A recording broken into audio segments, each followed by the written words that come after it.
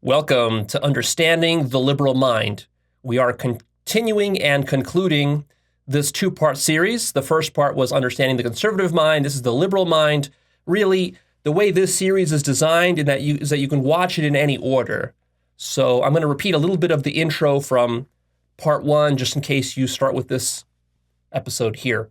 So again, what are we doing here? We're not looking to be political particularly or to advance any kind of ideology. What we're interested in is giving you, in this series, the goal is to give you the deepest, most genuine sense of the opposite of whatever your political worldview is. So if you're a conservative, this episode is for you. I want to help you to understand the liberal mind, because for many conservatives, you look at the stuff you see on YouTube, a lot of sort of straw manning goes on YouTube of the liberal worldview, and of course, vice versa. Both sides do it to each other. But what this leaves you with is a crippled understanding of your opponent's worldview, and then even to the point where you think that they are mentally ill or insane because you can't understand how anybody could possibly believe something so silly or so stupid or so impractical or impossible. So our job here is epistemological, not political. I will present the most charitable steeled man position of both worldviews. I've already done that with the conservative worldview. Go check that out if you don't believe me. I think I did a pretty good job of not demonizing it. And so I'm going to continue that here. I'm not going to be demonizing liberalism here. This is going to be a nonpartisan, non-judgmental, most charitable look at the liberal worldview. Now, here's an important warning for you conservatives, is that if you've been watching a lot of conservative media, you have to understand, and just trust me on this, that you do not understand the liberal worldview. The liberal worldview, as it is understood and portrayed by conservative media, is not the actual liberal worldview. It's something totally different. It's a complete bastardization. Most conservatives could not articulate a charitable, steel-manned version of the liberal worldview. And that's really a shame, because this creates a lot of polarization and political dysfunction. So you have to be very careful about straw-manning the left. Just as I told the right, just as I told the left in the other episode, they have to be very careful not to straw-man the right, which they, of course, are also guilty of. So there's a lot of misuse of the mind on both sides here, okay? So don't start pointing fingers at but the left is worse than the right. No, you're already falling into the trap, right? You're just shifting blame, and you're playing this kind of whataboutism game. What we're interested in here is genuine understanding. Do you genuinely care to understand why people are liberals? If you say no, then can you see how already you're not really serious about policy? You're not serious about governance. How can you govern if you don't understand half the people in the world? But if you say yes, you have to now take on that responsibility. It's a big responsibility to now genuinely set aside your prejudices and personal preferences and so forth, and to really try to see the world from the liberal's perspective. That can be difficult if you grew up as a conservative, and vice versa. So let's explore what makes the liberal worldview so emotionally appealing, because, again, as I said in part one, these worldviews, they're not about logic and facts and objectivity. You should be wise enough to understand this. They are emotionally held. They're ideological. There's an emotional appeal behind the liberal and the conservative worldview. So what is that for the liberal? Why is the liberal so triggered? Why is the liberal so passionate about their beliefs? Why do they believe they're right? Well, that's what we're going to explain. Now, again, another quick note here, which I explained in part one, is that by conservative, I simply mean anyone right of center. These could be moderate conservatives or extreme conservatives. And by liberal here, I mean everyone left of center, everyone from the most moderate, centrist, neoliberal types to the most extreme, radical, socialist, communist, anarchist types. So we're just trying to draw a very general distinction between these attitudes. They're really like attitudes that you have, liberal or conservative, right or left. So if you are naturally more comfortable on the right of center, then here's a key you have to realize is that I want you to acknowledge to yourself that there exists an intelligent formulation of liberalism. Depending on how much right-wing media you've watched, how much propaganda you've watched, the more you've watched of it, the more extreme far right you've gone, the more you're going to tend to believe that there is not an intelligent formulation of liberalism. Because the more you go to the extreme, the more the extreme demonizes the opposite pole. Right? I want you to understand that this is a trap. This is not true. There is an intelligent formulation of liberalism, and there is also an intelligent formulation of conservatism, which I talked about in the previous episode. So the question now for us, if you believe that there is such an intelligent formulation, what is that formulation? We're not looking for all the dumb stuff. We're looking for the most intelligent stuff. That's how we actually grow and we make some progress, and we don't just waste our time in a partisan food fight. So I'm going to start building up to that to help you understand that. So first, we're going to begin, just as we did in the other series, in the other part, is we're going to begin with a feature of the liberal worldview and attitude, a sort of a feature list. So here's the list. Generally speaking, and again, I have to warn here that these are going to be generalizations. This is not going to be true of absolutely all liberals. In fact, a lot of people will mix and match liberal and conservative to their personal liking, whatever suits them. So very rarely do you find someone who's just a purebred liberal or a purebred conservative. Usually you see strange mixes of things, especially these days where our politics is kind of topsy-turvy and we're sort of going through political realignments right now. And this can get pretty hairy and messy. So I'm sort of trying to distill the essence of liberalism, just as I did with conservatism. And then in the real world, it's going to be a little bit more dirty than this. It's not going to be as clean. So this is kind of stereotyping here. But generally speaking, the liberal mind, and that's how you want to think of it, the liberal mind versus the conservative mind. The liberal mind grew up in a more loving and favorable environment. So just right off the bat, liberals are surviving in environments where survival is easier. People are nicer and kinder to each other. This is necessary to allow for liberalism. Because if you grow up in an environment where people are just shooting and raping and murdering each other, genociding each other, this does not allow for liberalism to flourish. That's a super important point that many people don't understand. I've discussed a lot of this already in that series or that part about the conservative mind. So I won't go into that too much deeply here, but generally speaking, because of the more favorable survival conditions for the liberal mind grows up less fearful, less sensitive to danger, because there are less dangers in the liberal mind's environment. And therefore, it doesn't make much sense to be paranoid and very reactive and sensitive to threats.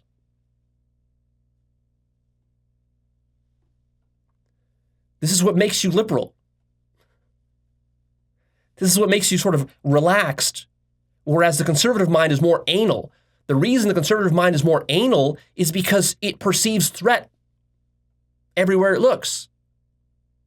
From its neighbors, neighboring countries, neighboring ethnic groups, and so on. See? And what you have to understand here is that there's not one right way to be, in the sense that, well, Leo, so is it correct to be very paranoid in life, or is it correct to be so carefree and just careless that you walk into a forest and you see a bear and you just say, oh, well, it's just a bear.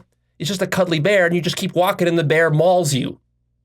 What's the correct survival strategy? Well, there isn't a correct survival strategy.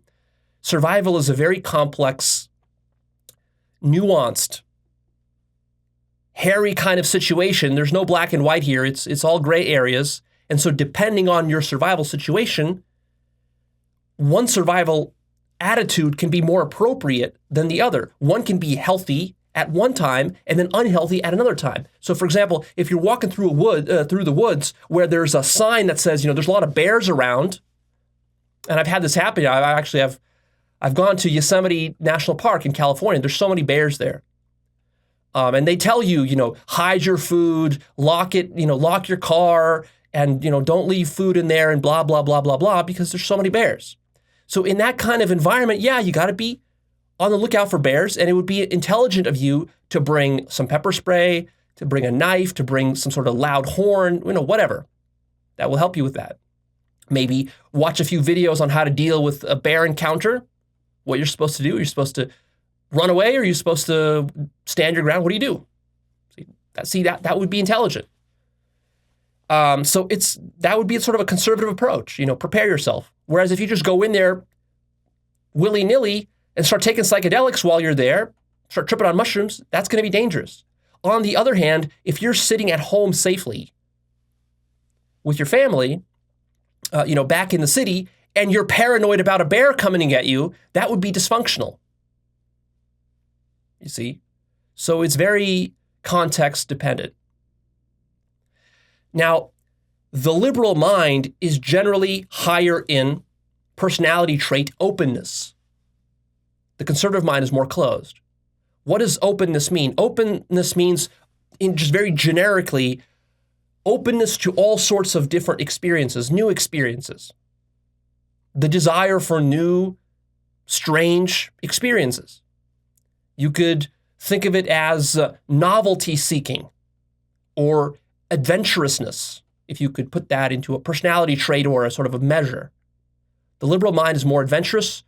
It's more open to new ideas, to new people, to new cultures, to new systems and ways of doing things, new ways of practicing religion and spirituality, whereas the conservative mind wants to just do religion or spirituality the old way, the way it's always been done. Don't change it if it ain't broke. It's that kind of attitude. Whereas the liberal mind wants to go out exploring, and even if it ain't broke, the liberal mind wants to improve it. A lot of times the liberal mind might want to reinvent the wheel. Again, is this good or bad? Well, don't look at it so simplistically. There's going to be advantages and disadvantages depending on the time, the situation, the context. It's all about context here. None of these things are absolutely good or bad by themselves. The liberal mind is focused on advancing positive outcomes versus preventing negative ones, whereas the conservative mind, since it's more insecure and more threatened, and the reason it's more threatened is because it grew up in a more threatening environment, and it probably still lives in a more threatening environment. Therefore, it has to be more defensive by its very nature. And it's more motivated by avoiding negative outcomes than it is by advancing positive outcomes. Here's a quote for you. Quote, liberalism is focused on positivity and social gains and thus regulates via interventions as opposed to tight restrictions. End quote. Whereas the conservative mind is more about putting on those tight restrictions, telling people what they can and can't do, setting up rules, and then those rules become the culture. Those rules become the norm. You can't have gay sex, for example. Whereas the liberal mind doesn't care what kind of sex you have. Doesn't matter, because the liberal mind is not threatened by gay sex, whereas the conservative mind is. Now, is it legitimate to be threatened by gay sex? Again, we're not judging that here. It doesn't really matter. That is going to depend on the context. There are legitimate reasons to be scared of gay sex. One of which is catching diseases. And there could be other ones as well. For example, legitimate concerns about the future of human families, and are we going to sustain the birth rate necessary to sustain human civilization? These are some legitimate concerns. But also, it could turn into paranoia and homophobia as well. So which one is it? Well, it depends. Very much depends. The liberal mind has a larger sphere of concern and empathy. And generally, the liberal mind is going to empathize more with creatures and beings that are different than itself. So the conservative mind tends to only empathize with its family, its team, its tribe. The liberal mind wants to empathize with more. It wants to empathize with animals, with insects, with other kinds of beings. If we find aliens, the liberal mind will want to empathize with the aliens' agenda and their perspective and their concern. And it empathizes with minorities and with various kinds of cultures, marginalized groups all around the world. And then if you take it to its ultimate extreme, if you take liberalism, remember all this is on a spectrum. So some people are just mildly liberal, some people are really liberal, and then some people are like crazy liberal. So if you're crazy liberal, you're going to expand your whole circle of concern and empathy is going to expand to the entire universe, literally the whole universe. So as the result of having a larger circle of concern, the liberal mind has more capacity to love. It's more empathetic. It's more forgiving. It's less judgmental. It is more capable of seeing the good in people and even, for example, in criminals.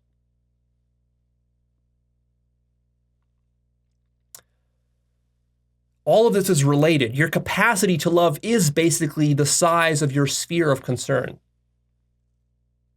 Now, does this mean that liberals are perfect at loving and that they're perfectly empathetic and that they never judge? No. Remember, there's many degrees of liberalism, and many of the most sort of like highest peak forms of liberalism here, even socialists and Marxists, you might think that they're so liberal, but actually they're not able to actually be this empathetic and be this loving. It takes a lot of spiritual and moral development to get to the point where your circle of concern expands to the entire universe and you're able to love everything equally, right? This is a level of empathy and love that most of the progressive YouTubers and stuff like that you see in the media, they're not capable of this. But even though they're not capable of that, they're still generally better at it than most conservatives. Again, we're generalizing. Some conservatives are, of course, more loving and have a larger sphere of empathy than some liberals, but generally speaking, this is how it works. You have to understand that there's pros and cons to this. It's not purely positive to expand your circle of concern to the entire universe. This might threaten your survival. So there's always a balancing act between how unconditionally loving you want to be on this side, and then how much you want to protect your tribe and yourself on this side. There's a trade-off there. And one is not better than the other per se. So when I say that the liberal mind has a larger capacity to love or a larger sphere of empathy, as a conservative you might say, well, but Leo, isn't that sort of not being charitable towards the conservatives? Because it sounds like you're saying that the liberals are nicer people than conservatives. Isn't that what you're saying? And then nice means good. So that means liberals are good and conservatives are bad, right? Wrong. This is much more sophisticated than that.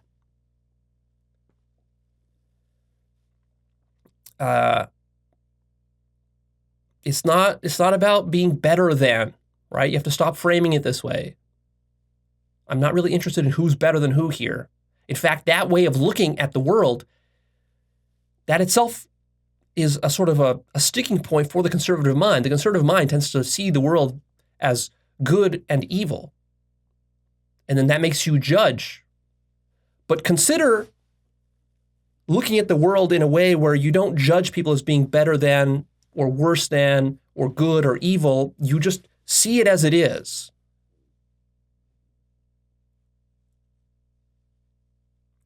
You don't judge it. And this, in fact, allows you to be more loving, ironically.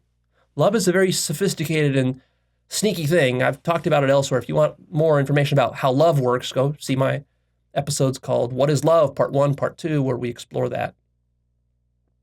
I also have episodes explaining what is evil and how devilry works. If you're interested in that, go check that out. That's also something that trips many conservatives up. So the liberal mind is more lax, it's more loose, it's more lenient. Why is it this way? Because it can afford to be given its survival conditions. If you grow up in a part of the world, some liberal democracy like in Scandinavia, you can afford to be more loose and more lenient because you got a great safety net, social safety net, welfare system, You don't have to worry too much about healthcare and running out of money, these sorts of things. Life is nice in these kinds of countries, right? It's not like growing up in Somalia or someplace, or in Afghanistan, where you can't afford to be this loose. There's pros and cons, of course, to being loose and being laxed. The nice thing is that you're not always stressed all the time. You're kind of carefree and easygoing. You're easy to get along with. You get along with others easily, even if they're different than you. That's one of the benefits. But there's also downsides, which I've discussed in the other episode. The liberal mind is less structured than the conservative mind. It's more disorganized. More disorganized. So the conservative is going to have a tidier room, all else being equal, than the liberal. On the Myers-Briggs personality type, there's one metric called the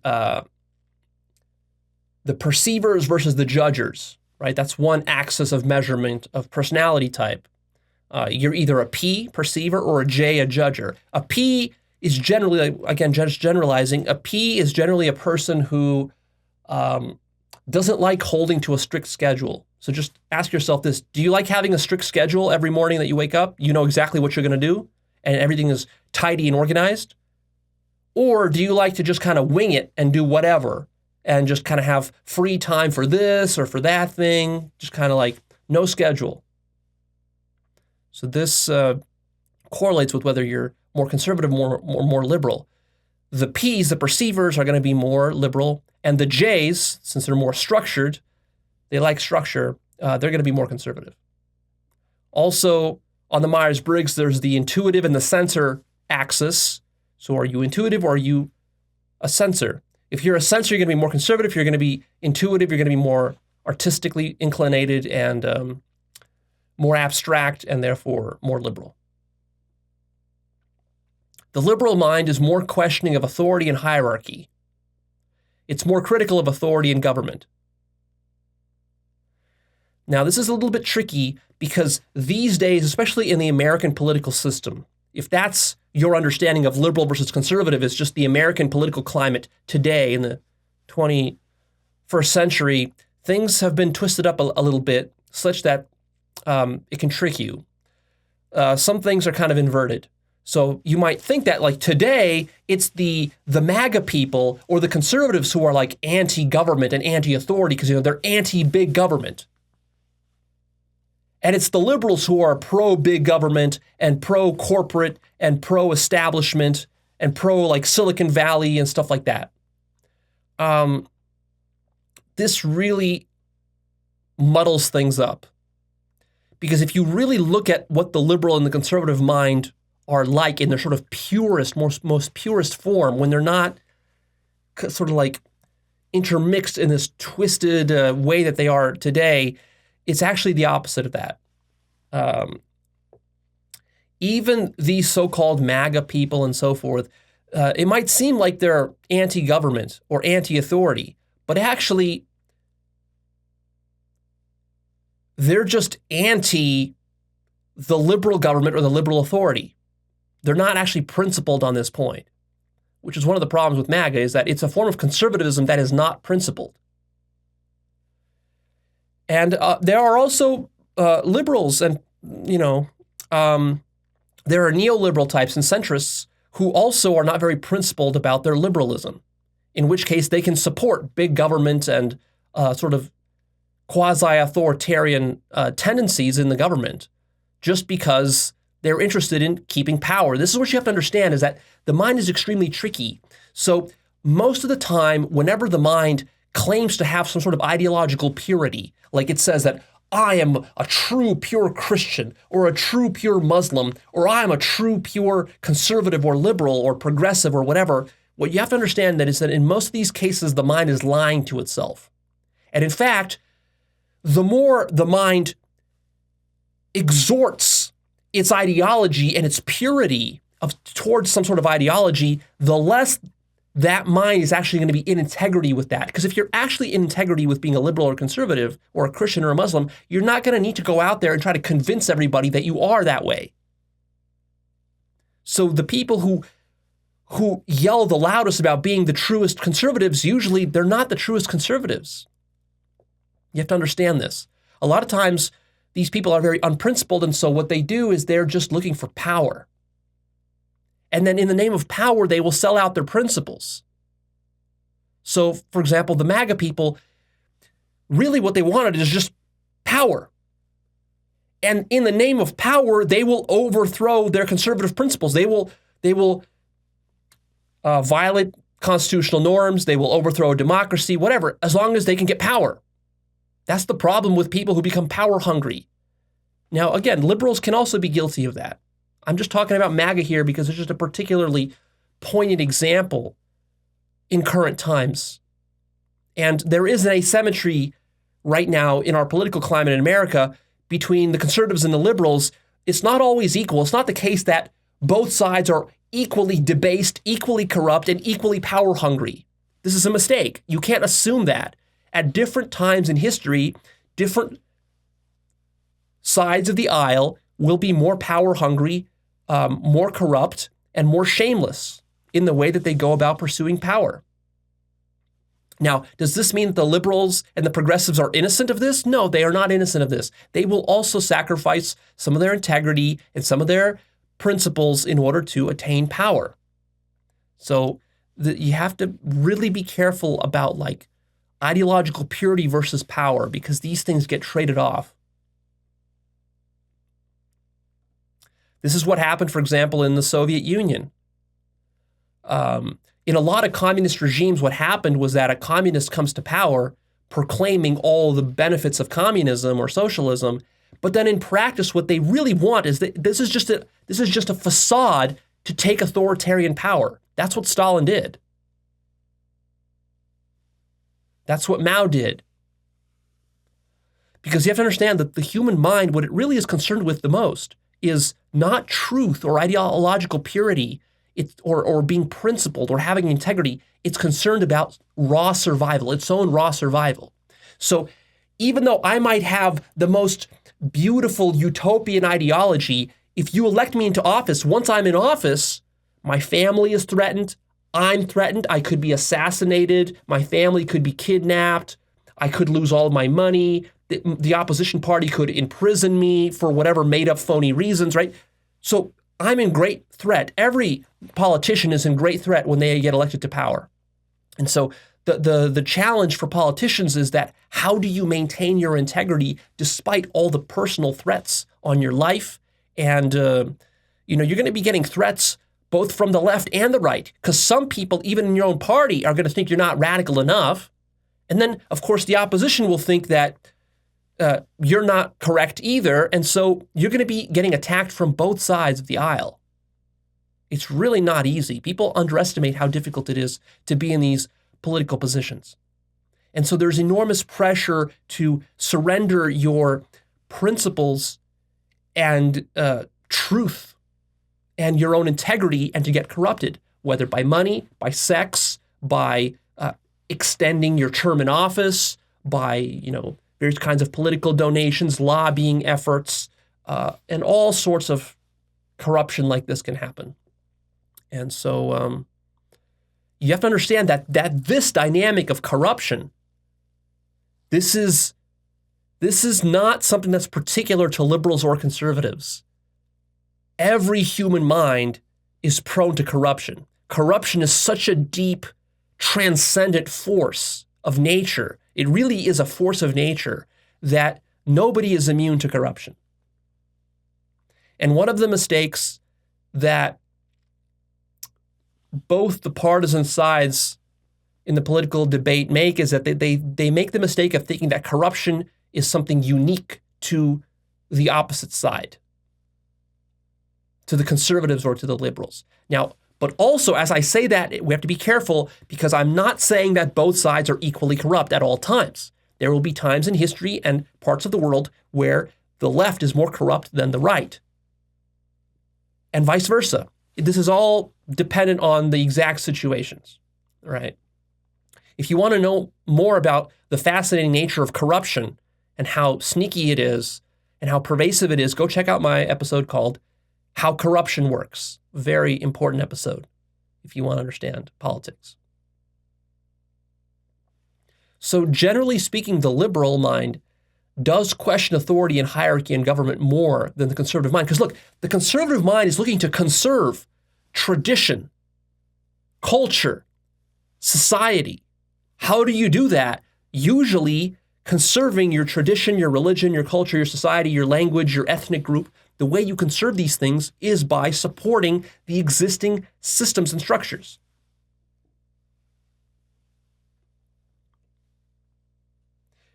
You have to start to look at what liberal and conservative means, not just in today's time of the last 10 years of American politics. See, a lot of people have gotten a lot of newbies have gotten dragged into politics through social media, through these sort of outrage videos that you see on YouTube and on Facebook and stuff. This is really distorting your understanding of politics and of what liberal and conservative means. You have to look more historically over the last 1,000 years. What have liberal and conservative minds, how have they behaved? And the way that conservative minds have behaved over the last 1,000 years is that they generally support the existing systems in power. For example, a liberal will say, hey, the Constitution is not so great. There's good elements of the Constitution, but there's also stuff in the Constitution that just is outdated. It just needs to change. Let's go introduce new amendments and really change the Constitution radically. See, that's the liberal mind. That's the truly liberal mind thinks this way. The conservative mind says, no. What are you talking about? The Constitution is the original founding document which makes America so unique relative to all the other countries. It is the cornerstone of all of American government. We have to treat that thing as sacred. We can't change the Constitution. It's dangerous. It would be too dangerous to change the Constitution. And the liberal says, no, it's not dangerous. The greater danger is not changing it. The greater danger is getting stuck in the past. The Constitution is 250 years old or so. It's just not equipped to deal with all the technological advances that have happened in the last 250 years. See, this is really where the debate comes down to. The liberal mind loves to challenge the status quo and subverts conventions and social norms. Again, if you're looking at it just from the American perspective, it might seem like, no, Leo, in today's American political climate, it's the conservatives who are challenging the status quo. No. You have to understand that this MAGA stuff that Trump has been doing, this was not really a challenge to the status quo. You have to understand that Trump is not an honest faith actor. He's not acting with any ideological purity or integrity. Trump just hijacked the conservative movement for his own personal ambitions to power. That's all that was. So the only extent to which Trump challenges the status quo is to the extent he needs to attain power. But then once he has power, he's not interested in challenging the status quo anymore, which is why, if you look at his legislation, it's all very pro-status quo. There's very little difference between the actual policies that previous conservative presidents have passed and supported and what Trump supports. So it's a fake rebelliousness. True rebelliousness would actually want to radically change the status quo. If you really wanted to change and challenge the status quo and subvert conventions, you would be a liberal. In that sense, you would get into office and you would start to do radical things like change the economy from capitalist to socialist, for example.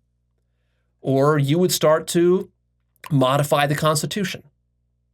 You would start to really change the way that, for example, money affects politics. You would maybe outlaw all lobbying or all political contributions. These would not be seen as conservative moves. This would be very radical, and you would be opposed by the entire establishment, which would include all the right wing and much of even the left wing, because you would be proposing such radical changes that it would threaten the survival of even many of the sort of moderate centrist leftists in government, and you would also threaten many of the bureaucrats and so forth. Now, Trump threatens the bureaucrats in a different way. Trump isn't threatening the bureaucrats by doing some very progressive, agenda. Trump is threatening the bureaucrats simply because his governing style is so erratic and so narcissistic and so authoritarian. He just wants his ego to rule, that the American bureaucracy, the way it's set up, is you have checks and balances. Those checks and balances are getting in his way, and he's getting in the way of those checks and balances. So yeah, in that sense, the Trump is fighting with the deep state, but sort of from the other end, right? You can fight with the deep state because you want to dismantle the deep state so that you can create sort of a more maybe equitable society. That's not what Trump is doing. Trump is fighting the deep state so that he can have more power, so that he can just act out his ego, his egoic impulses. These are two very different reasons for challenging the deep state.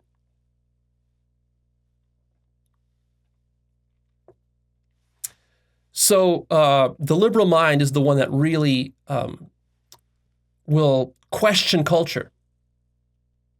See, the conservative mind wants to preserve culture. It doesn't want to question culture. It doesn't want to deconstruct culture. The liberal mind wants to deconstruct culture. It wants to change culture.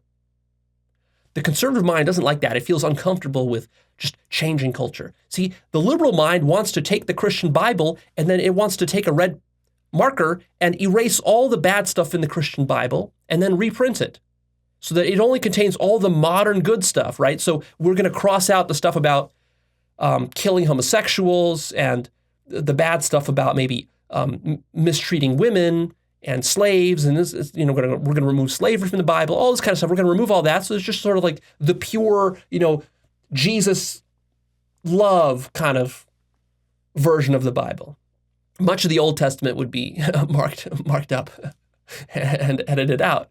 But if you tell that to a conservative, the conservative's going to lose his mind. It's like, what do you mean you want to improve the Bible? You can't improve the Bible. This is the Word of God. It's perfect. We got to preserve it as it is. So this is what I mean by the liberal mind challenges the status quo and really subverts conventions. It's more rebellious, it's more iconoclastic, it's more nonconformist. It's more avant-garde and more transgressive. And this is why, if you've ever wondered, why is it that the progressives in universities, these progressive university kids that are sort of straw man and demonized a lot as examples of ridiculous liberalism, excesses of liberalism and leftism, why is it that these kids are wearing nose rings and they got tattoos and they got purple hair and they got weird dress style? They dress like punks or they dress some weird way like this. Why is that? Because why can't they just dress normal? Why don't they just wear a nice tuxedo all buttoned up and kind of Jordan Peterson? It's actually very interesting. Just watch the way Jordan Peterson dresses and just compare that to the way that some of these university kids dress. This tells you this is the starkest example of how the conservative versus the liberal mind looks at the world. Because Jordan Peterson always wears these nice old school sort of suits. They're not just traditional business suits. They're a little bit more of on the sort of old-timey, old-fashioned. He used to even wear fedoras and gangster outfits, Al Capone gangster outfits.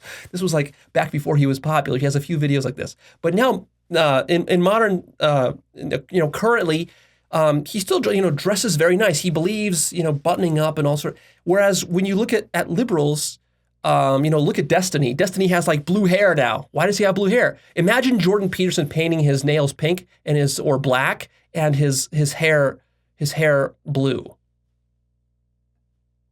See? The reason the liberal mind does this is because it likes to experiment with changing culture. It doesn't want to just take culture as something that's been given to it that needs to be preserved and loved as it is. It's no, culture is a co-creative process. I am a participant in culture. I get to define culture my way. I get to self-express. I get to change what the fashions are. And I don't like the old school fashions. Those were, some boomer old fashions. We don't need those. Let's invent our own fashions. Let's be avant-garde. Let's create new types of art, new types of media, new types of film, new types of pornography, new ways of taking drugs. Let's innovate. That's the liberal mindset in its sort of purest form. To the liberal mind, the highest good is challenging the status quo to create progress, innovation, creating a more peaceful and fair society. That's the liberal mind's bias. The conservative mind's bias is, let's preserve the good within the society and culture that our ancestors have created for us.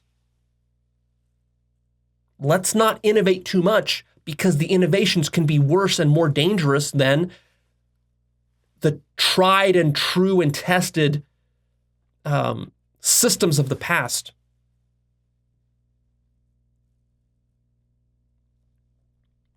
The liberal mind emphasizes fairness and reduction of suffering.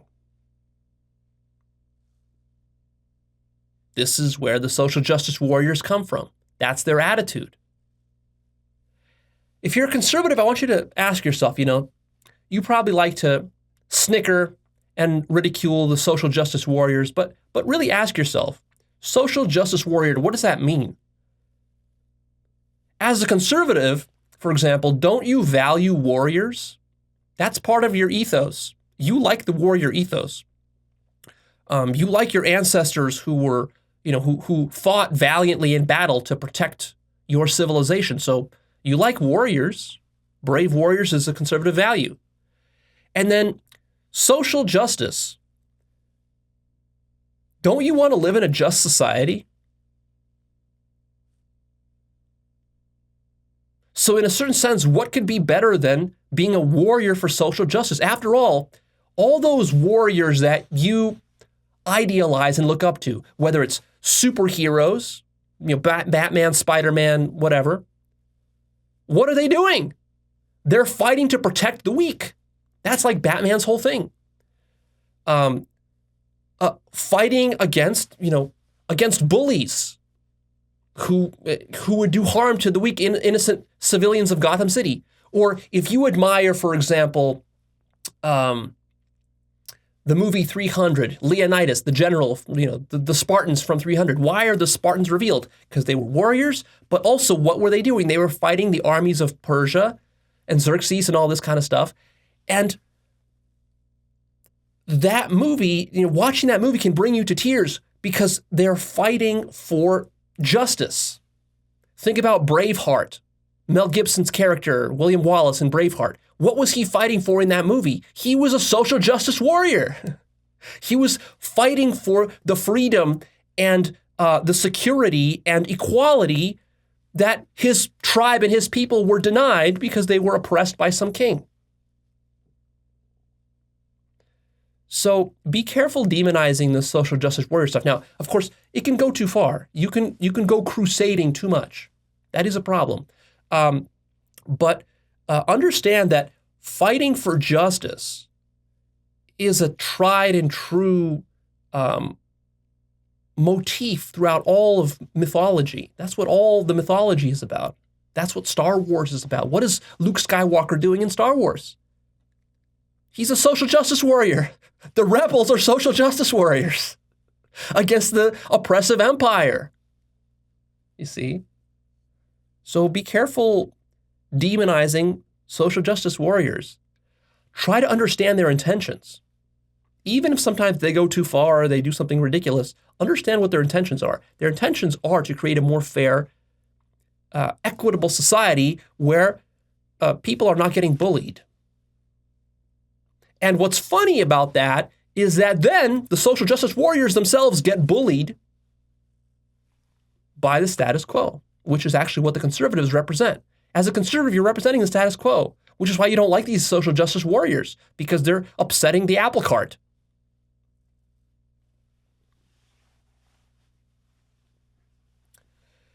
And sometimes the reason you do that as a conservative is because it can be painful to admit that there are problems in your society. Because as a conservative, you're more attached to your culture and your society, the way that it is, to your religion, to your ethnic group and so forth, to your civilization, like Western civilization if you're in the West. You're more attached to that. Therefore, you feel threatened when people point out to you the limitations of your culture or your society or the way that things have been done in the past. If you're a Christian, you're going to be threatened if I point out to you that, for example, the earth is not 5,000 years old. That's going to threaten you. You're going to want to deny that or invent some kind of excuse, or you might find some way to demonize or ridicule me so that you don't have to take in the fact that there's a factual error in the Bible. Or if if you're a capitalist and I point out to you that there's problems within capitalism, systemic inequalities within capitalism, just admitting that to yourself, it boggles your mind. It literally pains your mind to admit some of these things because you've been growing up believing that your system is the best one and you're attached to it. It's sort of like me coming to you if you have a child and telling you something bad that your child did. At first glance, you might not want to admit that your child did that. I might come to you and say, your child raped my daughter. And if you really love your child, at first you'll probably deny it. You'll say, no, Leo, what are you talking about? Your daughter's just making up some bullshit story. You're not going to want to admit that your son is capable of raping my daughter. See? But if you're honest and you really care about equality and truth in this case, then at some point you have to say, wait a minute, maybe my son actually did rape his daughter. And if that's true, it's true. I don't want to delude myself here. So let me go find the truth. But then see, if you find the truth and the truth is as I say, as I accused, then that's going to be very painful for you. For most people, it would be much easier for them just to demonize me, the messenger, shoot the messenger, invent some sort of story about me. Then you don't have to go investigating whether your son is actually a rapist. So this is what's going on with conservatives. A lot of conservatives are in denial about some of the stuff that liberals are trying to point out to them of what's wrong with these systems that you're defending. These systems are hurting many people. Are you acknowledging that? They're hurting minorities, they're hurting black people, they're hurting poor people, indigenous people, people in third world countries. What are we going to do about that? This means our systems and ways and habits and culture has to change. But then, what if you're attached to defending your culture? And this is actually exactly what happens with in the Catholic Church. When people come to accuse the priests of sexually abusing children in the Catholic Church, what happens? The Pope and his subordinates and cardinals and so forth, they generally deny it. They try to suppress it. Why? Because if there's any admission that this kind of sexual abuse is going on, this is going to tarnish the reputation of that whole system, and then you can't defend it and love it so easily. It becomes harder to love the system. This is why radicals and critics of these sorts of systems have usually been killed throughout history. They're killed because they're shaking the boat, upsetting the apple cart, and people's livelihoods depend on that, and people love the way that these systems have been established. People get attached to them. The liberal mind is non-patriarchal and less hierarchical. It's more feminine, more relaxed, more feeling-oriented, more open-hearted, more intuitive, more heart-centered, more soft.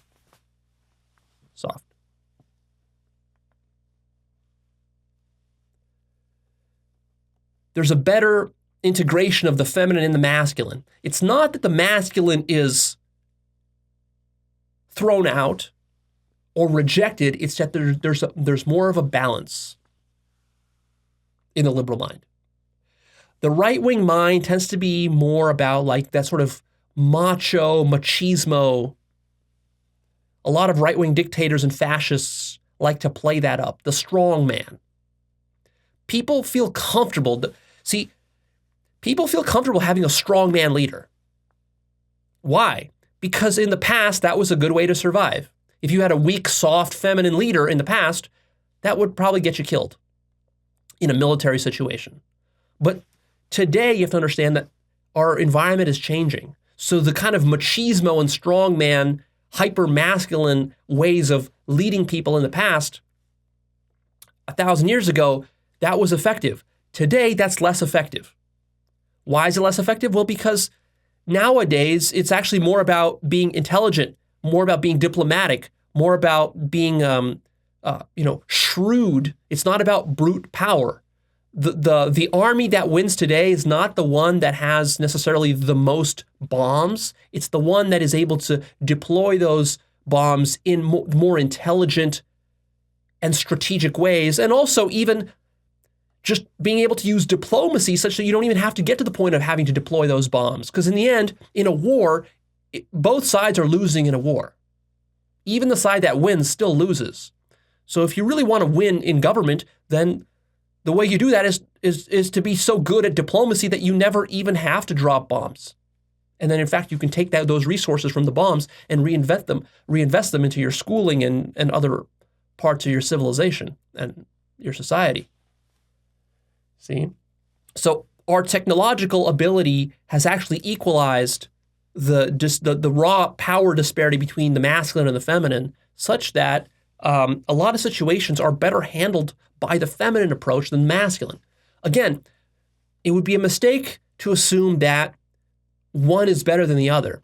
It's not. It very much depends on the situation. Sometimes you need a masculine approach for a situation.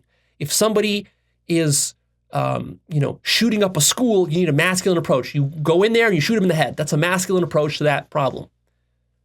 It works well. A feminine approach there would just get exploited. If you try to go in there and just kind of like talk that guy down, he'll probably just shoot you in the head. Not going to work. But in a lot of situations these days, the masculine approach actually becomes counterproductive. It's too forceful. It's too brutish. It's like it's like giving it's like asking a gorilla to paint a painting. What is the gorilla going to do? It doesn't have enough dexterity and nuance to paint fine lines. It's just going to like smear shit on the fucking on the canvas. It's not going to produce a good painting. But if you ask a gorilla to go beat someone up, the gorilla can do that. So much of our civilization these days actually benefits from a more feminine approach. But a lot of times conservatives demonize that approach.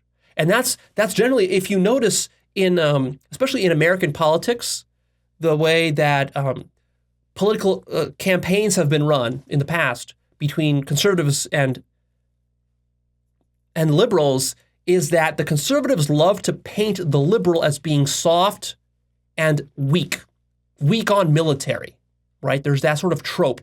The liberal is weak, too soft. Why is that? Because it's true. The liberal mind is more feminine in its approach. It's more willing to compromise. It's more willing to do diplomacy rather than just bomb someone to death.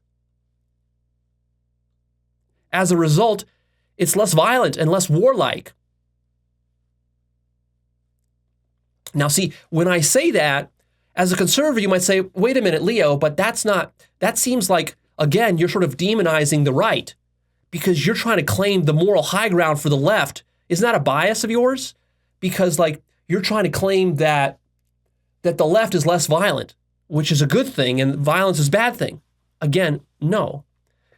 It's not that violence is a bad thing per se. Violence is good when it's appropriate in the right situation. But a lot of times violence is used in the wrong situation. It's very inappropriate. In fact, mostly that's how violence has been used. But sometimes it is appropriate. If somebody is shooting up a school full of children, the police have a legitimate claim to violence there to take that guy out.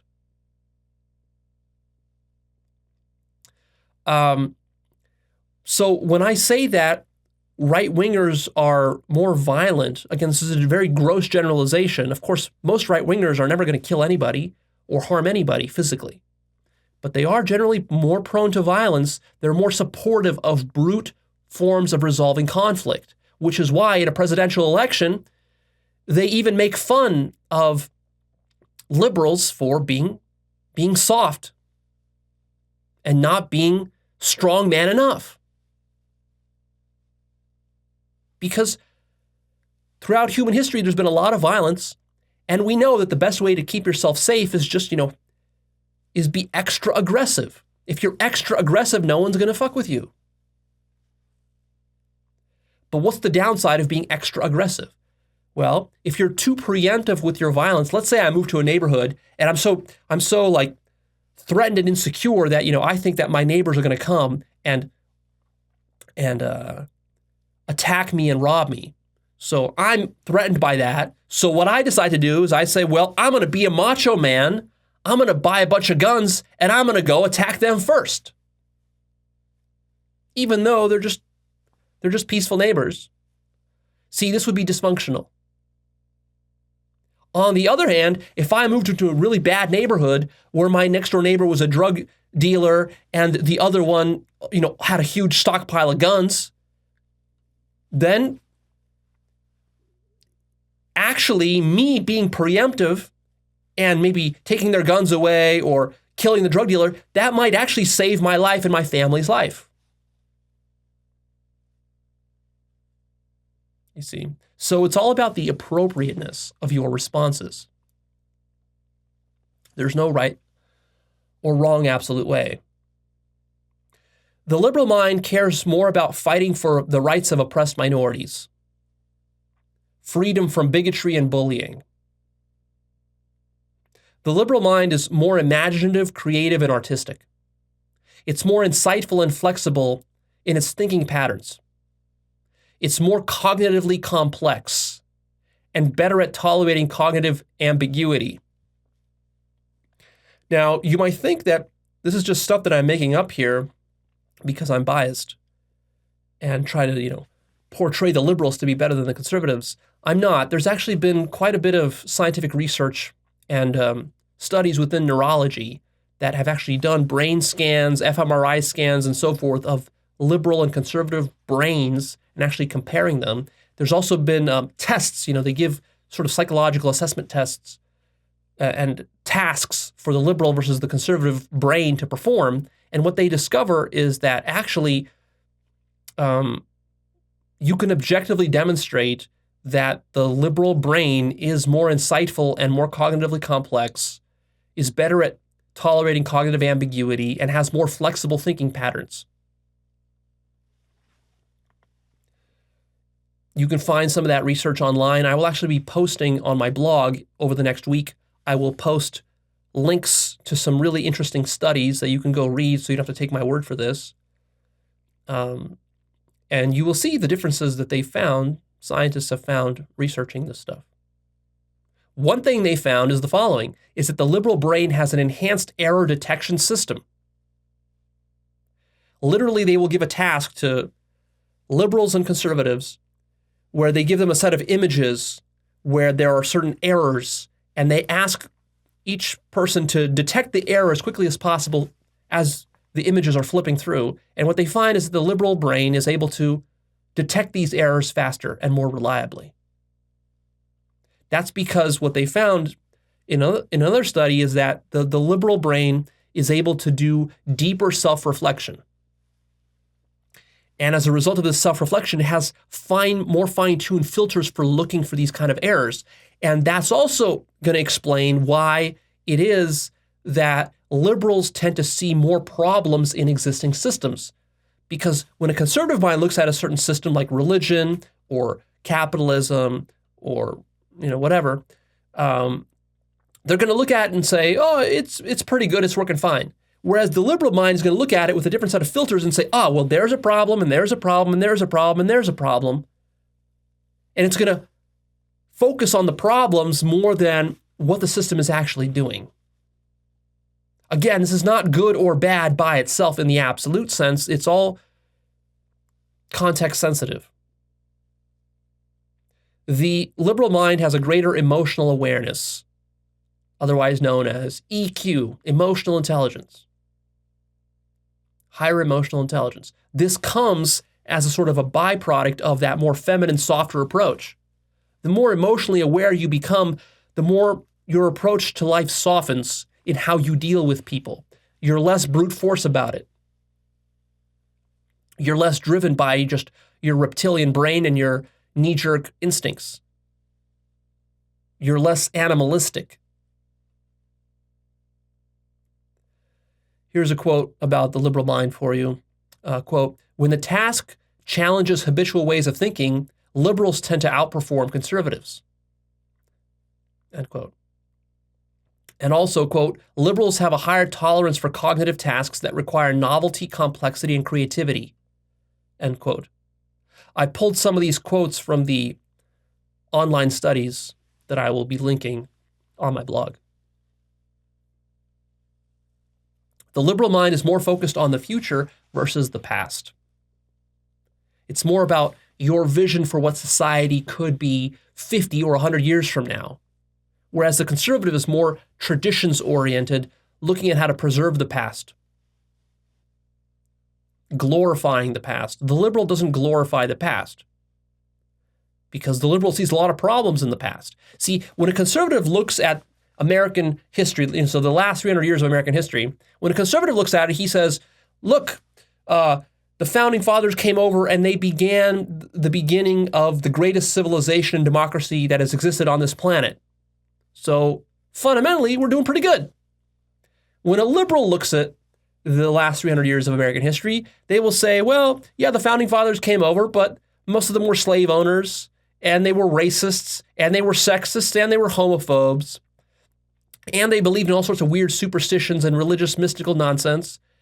And they set up a system which promised democracy but didn't really give full democracy until just as recently as 60, 70 years ago, till the Civil Rights Act. And there were all sorts of abuses and horrors and genocide of indigenous people and these people and those people and black people and Asian people and then conquering different lands and then stealing territory from Mexico and from those people and these people and then, it's like, see, if you look for problems, you're going to find problems in anything. On the other hand, if you look for the good in things, you're going to find the good in everything. So which is right? It's not right or wrong. It's glass half full, glass half empty.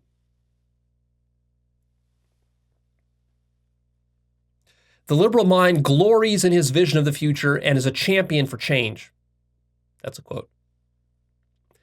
Generally speaking, the liberal mind is more educated, more metropolitan and urban, wealthier, more worldly, more cosmopolitan, more global, more multicultural. This is why everywhere around the world, the most liberal people live in the most urban areas. And the more you go out into the countryside, the red states, so to speak, or even the red parts of the country, you're going to find more conservatives. This is not an accident, because when you're living in a large urban metropolitan area, you are forced to confront a diversity of ethnicities, sexes, sexual orientations, backgrounds, cuisines, cultures, and all sorts of stuff like that, because people are living in literal physical close proximity. You're living in the same high-rise. Whereas if you're living in Wyoming on a farm somewhere and you have 100 acres and your nearest neighbor is 10 miles down the road, well, you're much more isolated, and your neighbor is going to probably share exactly the same religion as you, go to the same church as you, eat the same food as you, believe in the same things as you, look like you, racially, ethnically. So liberalism flourishes where there is a melting pot of many different perspectives. And liberalism likes that. See, to the conservative mind, this is kind of icky and uncomfortable because the conservative mind is more simple. It doesn't like all the complexity of dealing with all these different perspectives. It's messy dealing with these perspectives. But the liberal mind actually thrives on this. So it values and appreciates multiculturalism, diversity. The bigger the melting pot, the better, as far as the liberal is concerned, because all these different perspectives create a rich ecosystem. It's sort of like the difference between those kind of fish that live on the bottom of the ocean, like deep, deep, deep, where there's not even any light. There's very few fish, and they're few and far between. And then most of the fish there are blind. They don't even see. The fish down there can't even see because there's no light, so why do you need eyes to see? Versus consider the ecosystem of the shallow coral areas, tropical areas in Hawaii and Indonesia, Fiji, other places like this, Australia. In these coral reefs, they're very shallow. There's a lot of sunlight. The water is very warm because there's not a lot of depth to it, so it heats up from the sun. And there's a multiplicity, a diversity, just like a complete cornucopia of, all sorts of critters and corals and sea life and plants and animals and marine, mammals and all this kind of stuff. And they're all together. And it's just like there's millions of them. And it's just like this playground, right? And they all need to have huge eyes to see all this because you got to see all the predators, all your potential mates. So you got to see all of it because there's so much stuff going on. So that's like the liberal mind. And the conservative mind is like you're living 1,000 feet underwater where there's no light. And also notice it's harder. The survival conditions are actually harsher on the bottom of the ocean than they are in these shallow coral reefs. In the shallow coral reefs, there's a lot more mating opportunities, a lot more food opportunities, a lot more shelter opportunities. Whereas on the bottom of the ocean, it's just like a bare sand floor. There's nothing there. There's no food. Like once in a while, you find some other critter you can eat, but otherwise there's no food. There's no plants. There's no oxygen. It's like really, it's like a desert. It's the equivalent of a desert underwater. And so therefore, like, have you ever been to a desert? I live in a desert. Have you ever wondered why all the plants in a desert have spikes and thorns? And then when you go to the jungle, you go to the jungle in Hawaii or something, or in Costa Rica, there's not that many thorns and spiky plants. Why is that? Because surviving in the jungle is easier than it is surviving in the desert. Because in the desert, there's no water. In the jungle, there's a lot of water. You're in rainforest. And so because of this, every plant in the desert has to be much more defensive, and it has to be spiky. Literally, spikes are fucking growing out of it. So also, if you want to think of a conservative mind, think of the conservative mind as a cactus. It's got these spikes, it's very defensive, because it's very terrified of someone coming and sucking up all of its water. And the liberal mind is sort of the opposite. I don't know what would be the opposite of that. It's like big, juicy coconuts. Come take one. It's like that. It's more open like a flower, you might say.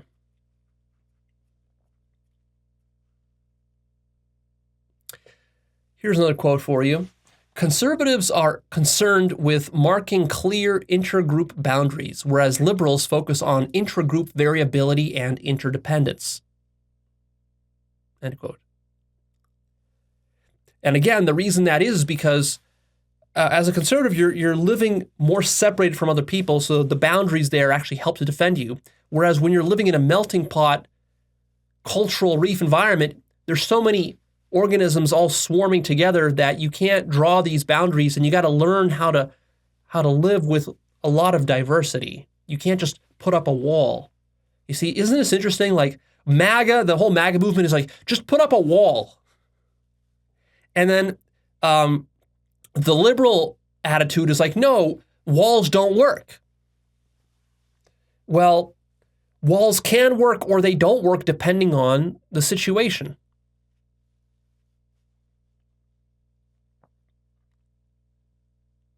Of course, the problem with these walls on the border is that you can easily dig a hole underneath it, build a tunnel, or use a ladder and a rope to climb it. So how effective is that wall really?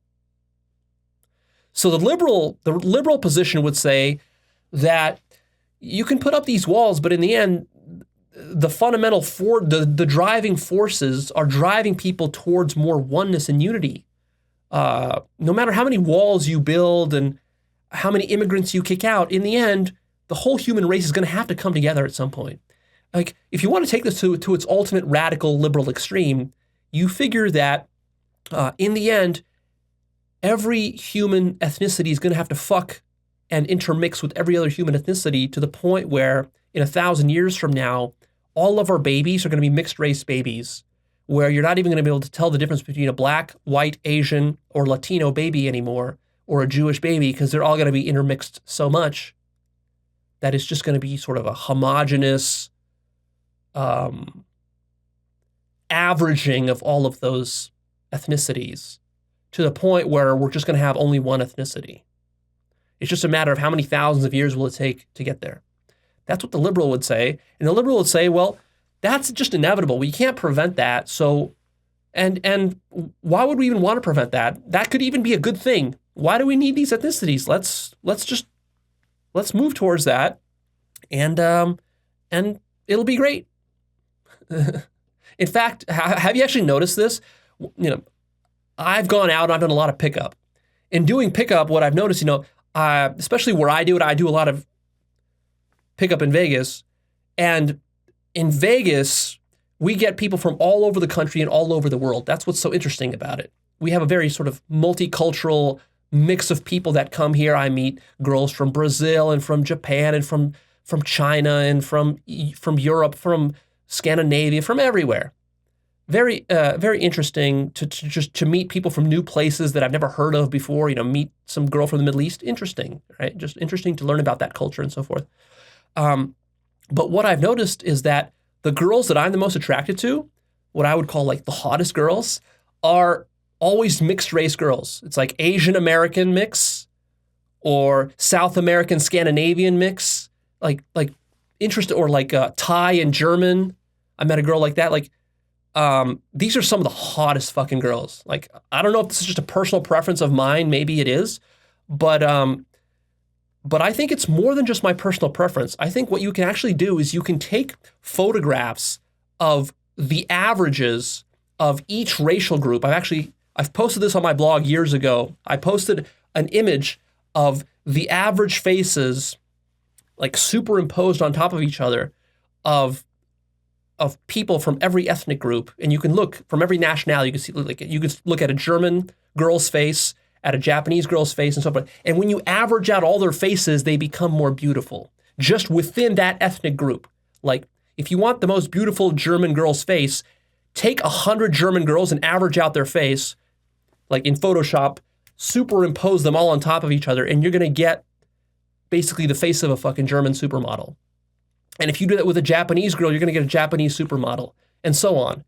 But using that same logic now, we can extrapolate sort of one level more meta, take all of the girls' faces from all the races, superimpose them into one, you're going to get a really beautiful girl, I guarantee you. And of course, this applies to men's faces as well. So I don't know why you conservatives are so against interracial couples and marriages and mixing cultures. We're going to get some really beautiful, sexy humans if we do this. So I think personally, you're shooting yourself in the foot. So that's my case for interracial sexuality. Anyways, but also, look, even if that wasn't true, you have to be realistic with yourself as a conservative. Like, are you really going to be able to stop this? Do you really think that creating an ethnostate is going to work? It's not going to work. This is one of the most foolish ideas that I've seen from far right-wingers. These right-wingers who want to create an ethnostate. Now, this is not true for most right-wingers. Most right-wingers don't want to do that. But a few on the very far right want to create a Christian, white ethnostate, and they want America to be that. And then they say, well, I don't really hate the blacks, but let's just move the blacks out to Africa, and in Africa they can have their own black ethnostate there.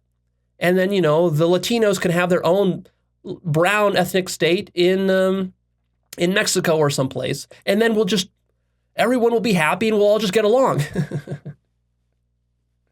This is pure fantasy. The reality is that even if you did that, which is just completely impractical, and it would be completely unfair to, deport such huge numbers of the population. You're not going to deport 15, 20% of the black population in America to Africa, right? It's silly.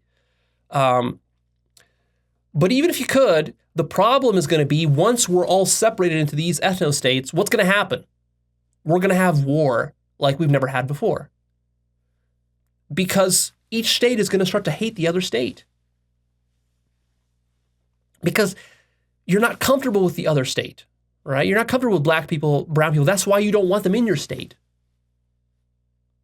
You're not going to want to allow them to travel to your state. There's going to be traveling problems. There's going to be trade problems. And then eventually there's going to be war. We've already gone through this in human history. Much of human history has been one ethnicity fighting another ethnicity because they were just local tribes. You know, some Germanic tribe fought with some French tribe or with some Italian tribe or with some Scandinavian tribe. We've already had this. This is the majority of human history. At this point, though, we've mixed enough to the point where we're comfortable enough that we don't need to kill each other just because we look different or have different culture and different food and different language. So if you separate us out, there's going to be a force in nature that's going to try to merge us back together. So really, you're fighting against the forces of nature as a right-winger here when you're trying to draw these walls. And this goes so profound. This goes to a metaphysical level. Go check out my episode called Division versus Unity, where I discuss how the whole the metaphysical structure of reality is about creating distinctions and then collapsing and merging those distinctions into unity. The nature of reality is unity, but also the nature of reality is division. That's a really deep rabbit hole I won't go into here, but just connecting that episode with this one here for those of you who are a little bit more sophisticated and advanced and really want to deeply interconnect your understanding of these topics here, right? So I want you to see how all the metaphysical, spiritual stuff that I talk about connects with politics. So the liberal mind is less tribal as a result of all this. It sees the whole globe as one village and wants to treat all humans as one. This is why the right-wingers smear the liberals as globalists. You know, globalists, this has become sort of boogeyman word. But also, like, if you're a right-winger and you believe in this globalist nonsense, and you think globalism is bad, just look, ask yourself, do you believe that we're one globe? Are we not on one planet? Is that not true?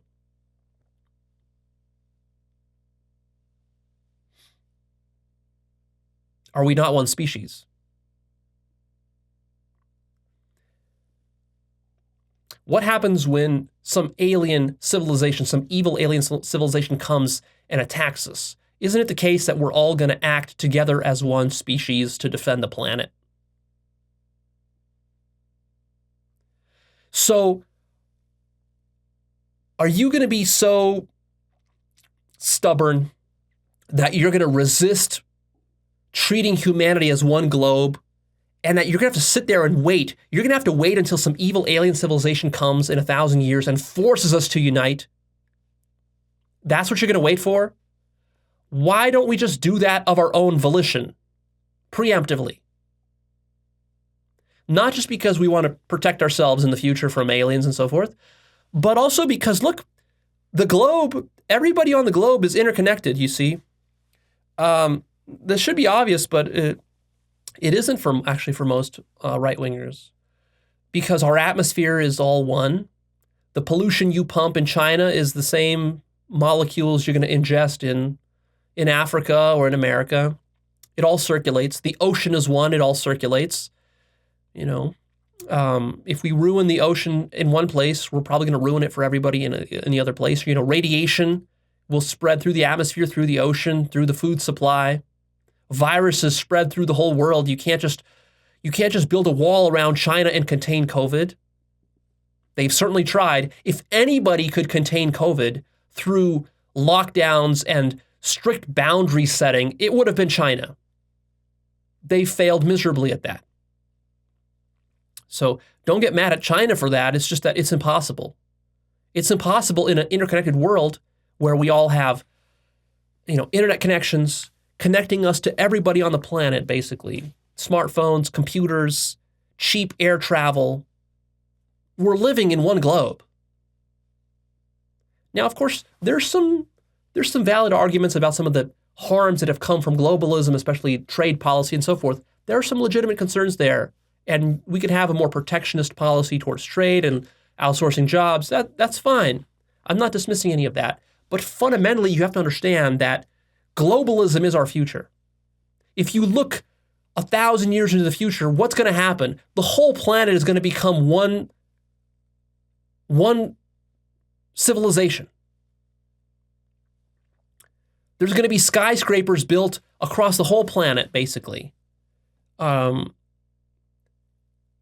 all the countries are going to have to get along. There's going to have to be there's only going to be more trade, more communication, more travel, more interconnection, more mixing of cultures, more mixing of races, more access to different cuisines. In 1,000 years, you're going to be able to literally go into a store, and there's going to be food in that store from every single corner of the world. Every fruit that exists in every nation will be available in that store. You'll be able to click a button, and Amazon will deliver to you any fruit, any cuisine, any book in any language, any religion, anything you want. You can click a video on YouTube. You will get a spiritual teaching from that tradition. You want to learn a language, you can literally learn 50,000 different languages. Just type it into YouTube or Google and you'll get it. That's what's going to happen in 1,000 years. So why resist that? Why don't we embrace that and just work towards it? Because if you resist it, you're just resisting the inevitable. You're fighting against evolution, basically. The liberal mind is more open to science, facts, and rationality. Now, again, if you're a conservative, you might say, well, Leo, that's not fair. You're being biased because you're trying to claim liberalism as scientific, and what, conservatism is not scientific? But this isn't true, because sometimes conservatives advocate things that are more scientific than liberals. Look, we're generalizing here. Also, you have to understand that conservative and liberal are very relative. So, for example, in America, many conservatives are somewhat scientific and open to rationality, but in a lot of other parts of the world and throughout human history, they have not been. And if you look at American history, conservatives have actually generally been anti-science and anti-rationality. Why? Because generally it's more associated with religion, the conservative mind. Can you have a conservative that's not religious and just atheist and secular? Yes, you can, but most right-wingers are religious. And the more right-wing they are, the more fundamentalist they tend to be.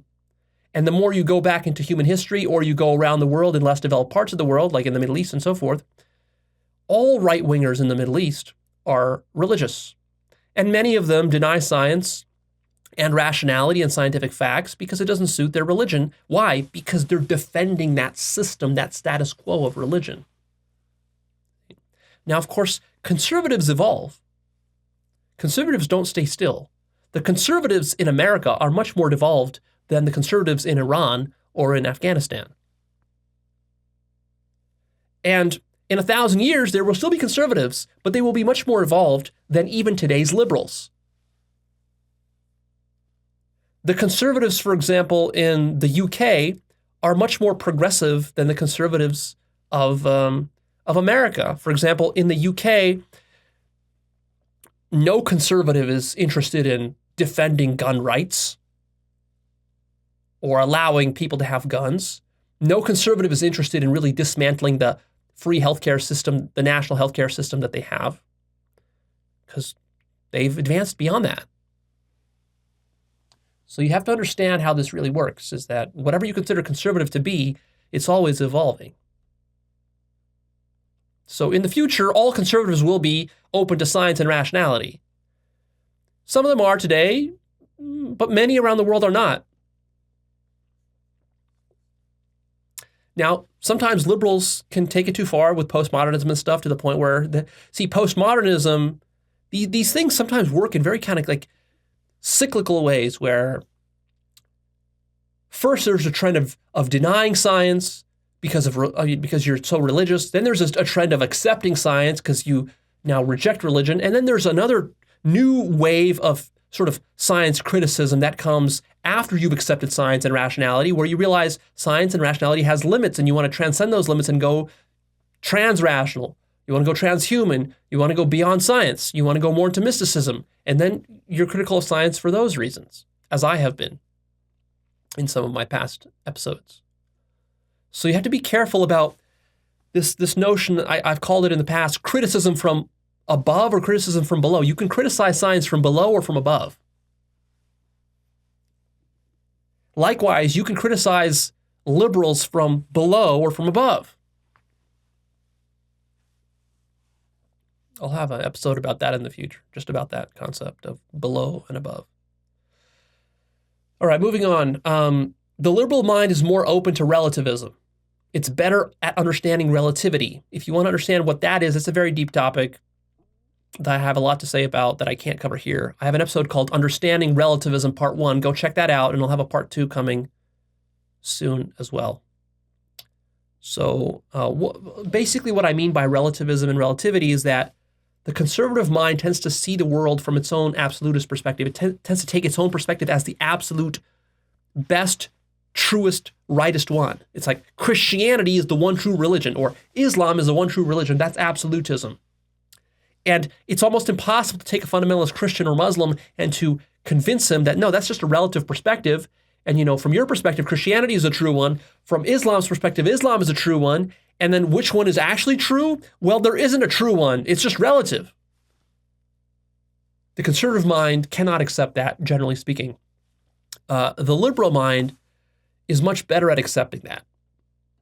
Although the issue of relativity is so profound, so metaphysically profound and radical, that even the most radical Marxists and postmodernists and progressives do not understand the full implications of relativism, and they can also distort it and abuse it. So there's abuses that come with relativism, which I have discussed and I will continue to discuss in my series about relativism. So go watch that if you're interested seriously in some deep metaphysics and epistemology. Also, the liberal mind is spiritually, it views spirituality as not as orthodox religion, not as following a set of rules, but as in a more free and open way. It's more about individuality. To the liberal mind, you want to customize your spirituality to yourself. This is where the New Age comes in. The New Age is really a mixture, a hodgepodge, a melting pot of all sorts of different spiritual traditions from the East and from the West and from the pagan from paganism, from shamanism, from Sufism. It's a mixture of all this kinds of stuff. And a lot of conservatives don't like this because it's not pure, it's not orthodox. But the liberal mind doesn't want orthodox. It wants to sample. The liberal mind looks at spirituality like a buffet. I'm going into a buffet in Vegas and I get to sample a little bit of everything. And that's the ideal. And then I get to customize it to me. The conservative mind says, no, that's dangerous, that's crazy. What do you mean customize it to you? You can't just go in there and kind of willy-nilly pick and choose parts of the Bible or parts of the Quran and mix them together and do whatever you want. That's like you're violating God's commandments. You're just picking and choosing. You're not sticking to the true words of Jesus or Muhammad. What are you doing? You're just inventing whatever kind of nonsense your ego, wants, and you're building a spiritual ego around it. And you're not being disciplined about anything. And you're just one of these flaky, hippie New Agers. Well, that's a different perspective on religion. The liberal mind is more secular humanist. It values separation of church and state. It's more bohemian. Go look up the definition of bohemian. It's a good word. The liberal mind values the liberal arts, values novel forms of education and abstract art. The liberal mind is more open to mind-expanding and altering drugs and intoxicants that loosen you up. For example, in much of the Middle East, alcohol is outlawed because it's not allowed in Islam. And old school Christianity, and just in generally very old school religious fundamentalists generally poo-poo all intoxicants. They're very anti-intoxicants. Many Buddhists are also against mind-expanding drugs, psychedelics, and intoxicants. Why? Because they want to be very buttoned up. That's their approach. The conservative orthodox approach is to be buttoned up and not allow any kind of intoxicants to loosen up your mind. Literally, the conservative mind is afraid of being loosened up and expanded because it's dangerous to loosen your mind. Who knows what'll happen? If you loosen your mind too much, maybe you'll get the idea to kill your children. If you loosen your mind too much, maybe you'll get the idea to experiment with homosexuality or with bestiality. Maybe if you loosen your mind too much, you'll lose your mind and go insane or kill your neighbor. Or maybe you'll just discover some ugly truths about yourself that you've been hiding and repressing and denying. Maybe you've been denying that you have homosexual urges, and now you're going to have to admit that actually you have those urges and that you're lying to yourself. See, so loosening up the mind is dangerous. But also, as liberals, we love to loosen up our minds with psychedelics and weed and mind-expanding drugs. We like to go party and have fun and open ourselves to new experiences and new perspectives. Ultimately, these drugs open your mind to radical new perspectives that are beyond anything you could imagine with the normal human mind, beyond anything that a Buddhist or a Christian could imagine. But there's a trade-off there. Will you be able to handle it? I've talked about that in many of my psychedelic videos. Go check those out. Generally speaking, highly liberal minds are a smaller percentage of the population. Most of the world is pretty conservative.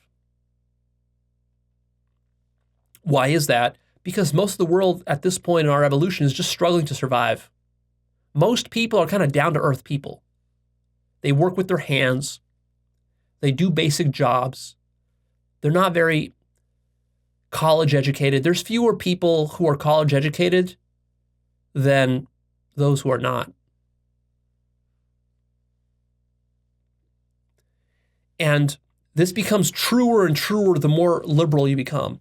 People who are extremely progressive, very, very liberal, they represent a much smaller percentage of the population. And that's something that many progressives and liberals, extreme liberals, struggle to cope with, because they think that the rest of society is like them. The rest of the world is like them. They're not. You represent the top 10% or 5% or maybe even 1% of minds on this planet, because you happen to have been so lucky and fortunate to have been born in a Western democracy. You could go to a university. Your parents were able to pay for you. They didn't abuse you. They didn't rape you. They didn't molest you. They were loving, decent parents. They educated you properly. You had good role models and mentors in university, and they educated you in the right ways to see in multiple perspectives, and therefore you're a very advanced, intelligent mind. You've studied history. You've traveled around the world. You've interacted with many different kinds of cultures and people and cuisines. This is rare. Most humans do not have the money to fly around the world.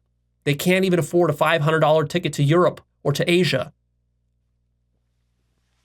because they're so poor, and because they don't have time to travel around on vacation. They got to work to pay for their children just to get food.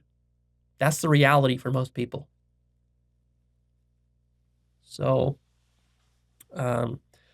one of the things that progressives struggle with is that they're very frustrated because they want to win elections, and they keep losing elections, and they keep wondering, like, well, why? We have these great progressive ideas and visions of how great society can be. Why isn't everybody else voting? Like, are they stupid? And the answer isn't so much that they're stupid. It's just that most people aren't educated and aren't developed enough to get to the point where they can even have the luxury to care about these things you care about. You have some vision of how society and the economy will be 100 years from now, this socialist utopia. Most people are just worried about how to pay their rent this month. They don't got time to be thinking about socialist utopias and promises of a future and a healthy earth environment and all humans coming together into one global race and fighting off aliens. Like, they don't have any. That's not real for most people on the planet. You see, that's not real. That's fantasy for most people. For most people, what's real is Tomorrow I got to go into a factory. I got to wake up early. I got to work at the factory for 10 hours. Then I got to come back home and take care of my children. And then I got to repeat that again the next day. That's most people on this planet. So their mind literally doesn't have the opportunity to read the books you read, to watch the YouTube videos and podcasts that you've been watching for years, to go to university lectures and to talk to high-minded intellectuals about philosophy and art. And no, there's no room for this. You work in a fucking factory or you starve.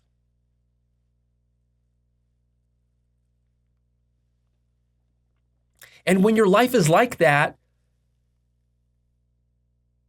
it robs you of even the impulse or desire to go out there and to expand your mind with psychedelics and with traveling around the world and tasting different cuisines. You lose even your desire to do that, because what's the point? If I'm just going to have to come back and work at my factory job, which I have to work for 40 years, how am I going to keep doing that knowing that there's all this stuff out there? I'll want to fucking kill myself. This is serious stuff. It's no joke.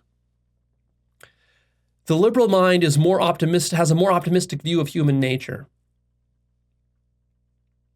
It generally sees humanity's oneness and our ability to come together and to be peaceful and to coexist and to empathize with each other and to tolerate each other and to live together in harmony. This is sort of the liberal ideal, whereas the conservative mind has to be more realistic and pessimistic about that and says, well, that's a nice ideal, but in practice, humans are pretty vicious. We're tribal. We don't really get along many times. We fight with each other, so we got to be careful and protective. The liberal mind tends to want to do away with classes, castes, and hierarchies, to equalize everyone, putting everyone on the same level. The liberal mind wants every voice to be heard. Isn't it a shame that some voices are not heard in society just because they haven't been given power or because they've been picked on and marginalized?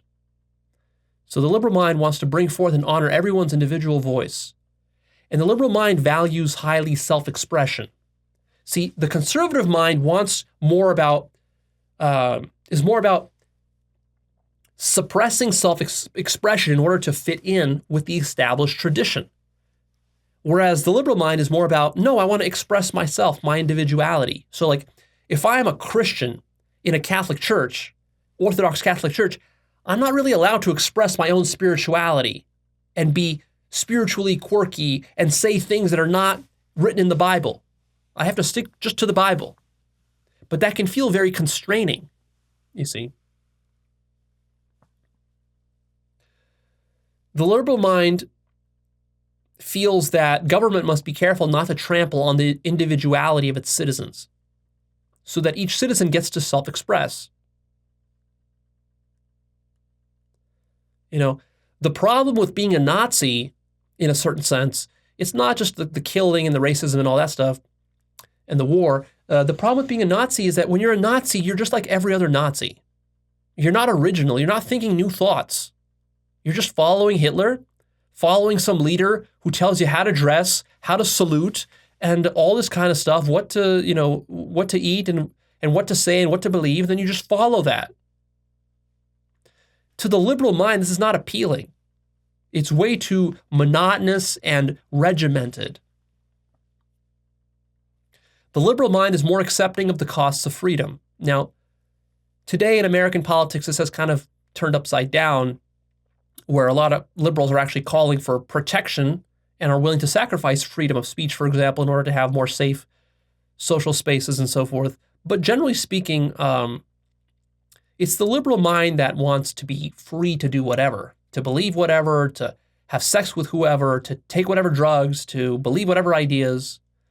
And that comes with costs. And generally, the liberal is adventurous enough to throw caution to the wind and to accept those costs. But again, a lot of liberals are just mild liberals. You have to understand, they're not radical liberals. Radical liberals are actually quite rare.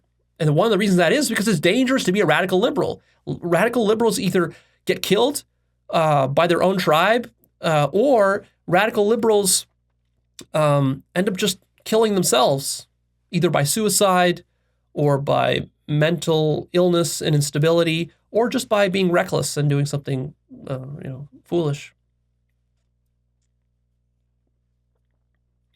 The liberal mind is more revolutionary, more willing to overthrow established structures in the name of equality. The liberal mind would rather have equality. The conservative mind would rather have tradition and structure over equality. So it's a matter of priority. To the liberal mind, the greatest threat is exploitation and bullying of the weak by the strong. Unjustified inequality. So the liberal mind has a great sensitivity to injustice, abuse, corruption, and unfair treatment. The liberal mind is more focused on seeing all the problems of institutions and all the ways to improve them. And the conservative mind sort of does the inverse of that.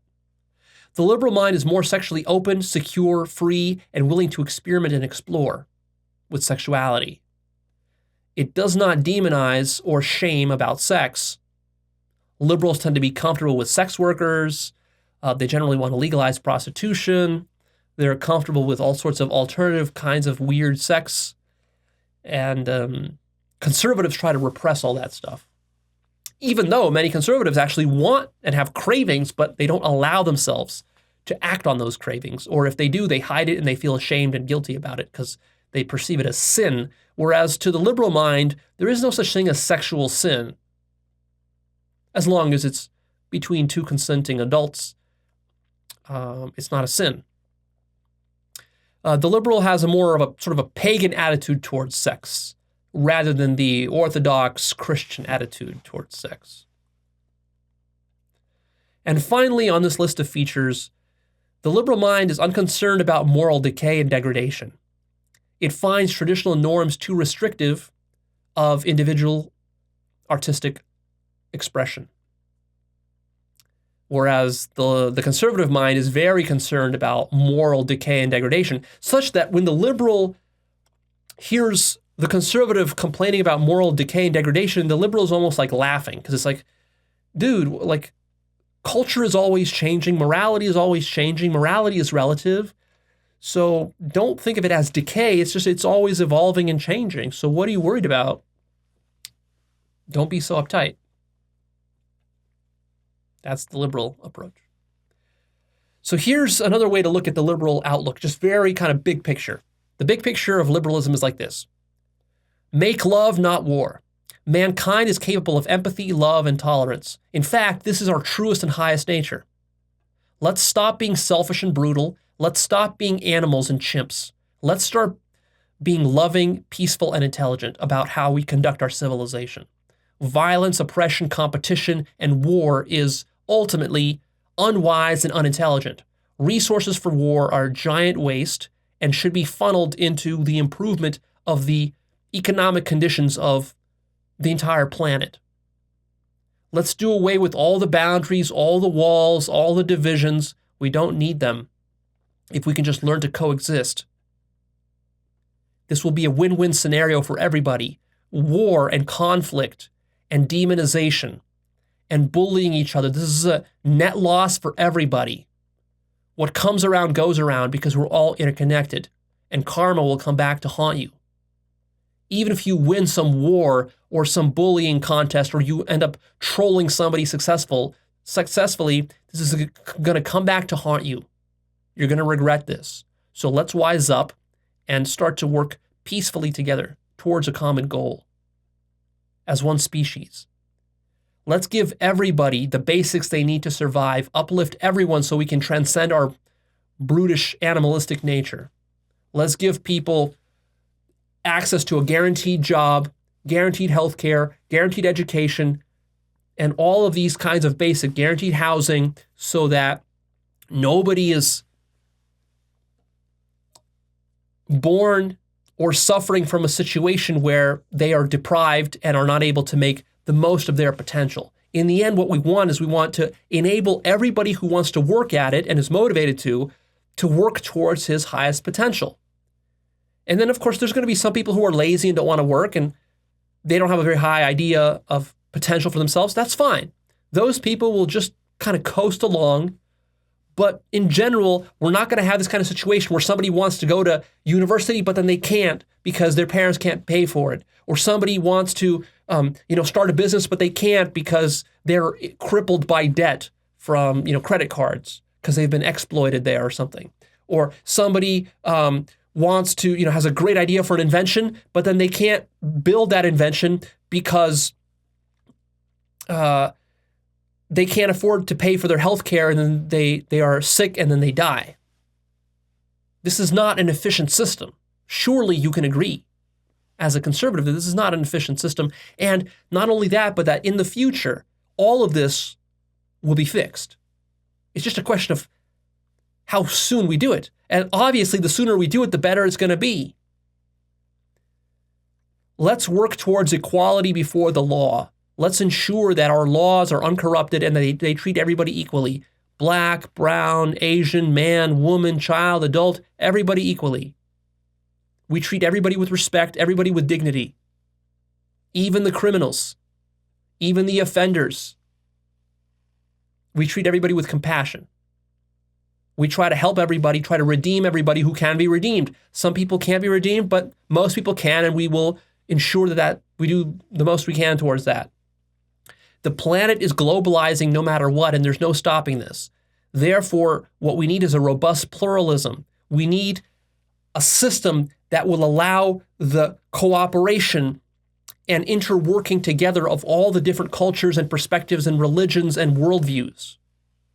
Everybody's voice should have the ability to be heard, as long as it's not undermining the entire system. So there will be some people who will be anti-pluralist, and those voices need to be silenced. The reason those voices need to be silenced is because if they're not, then they're going to try to monopolize and take over and destroy pluralism.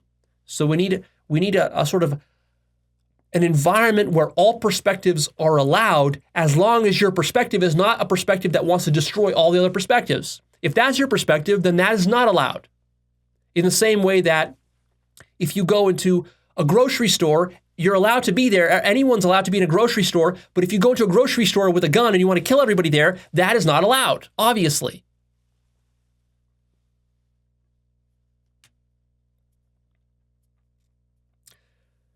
Many elements of our social hierarchy are grossly unfair, corrupt, and based purely on self-interest and bias. Let's create a genuine meritocracy. We will flatten the hierarchy somewhat. We will maintain the hierarchy as necessary so that there's function. We don't want to just completely remove the hierarchy. There's going to be some hierarchy, but the hierarchy we're going to purify it such that it's only meritocracy. If someone's at the top of a hierarchy, we need to make sure that the only way they can rise up that hierarchy is if they truly deserve it. That means they work the hardest, they have the best ideas, they're the most intelligent, the most charismatic, or whatever other qualities they need to have. And they're not just there because their daddy put them there, or because of tradition, or because, your daddy went to Harvard, so you get to go to Harvard. No, let's ensure that the best people go to Harvard. And you can't pay your way to get into Harvard. Out with the old, in with the new. That's our motto. Old systems and institutions are incapable of dealing with modern problems and technology.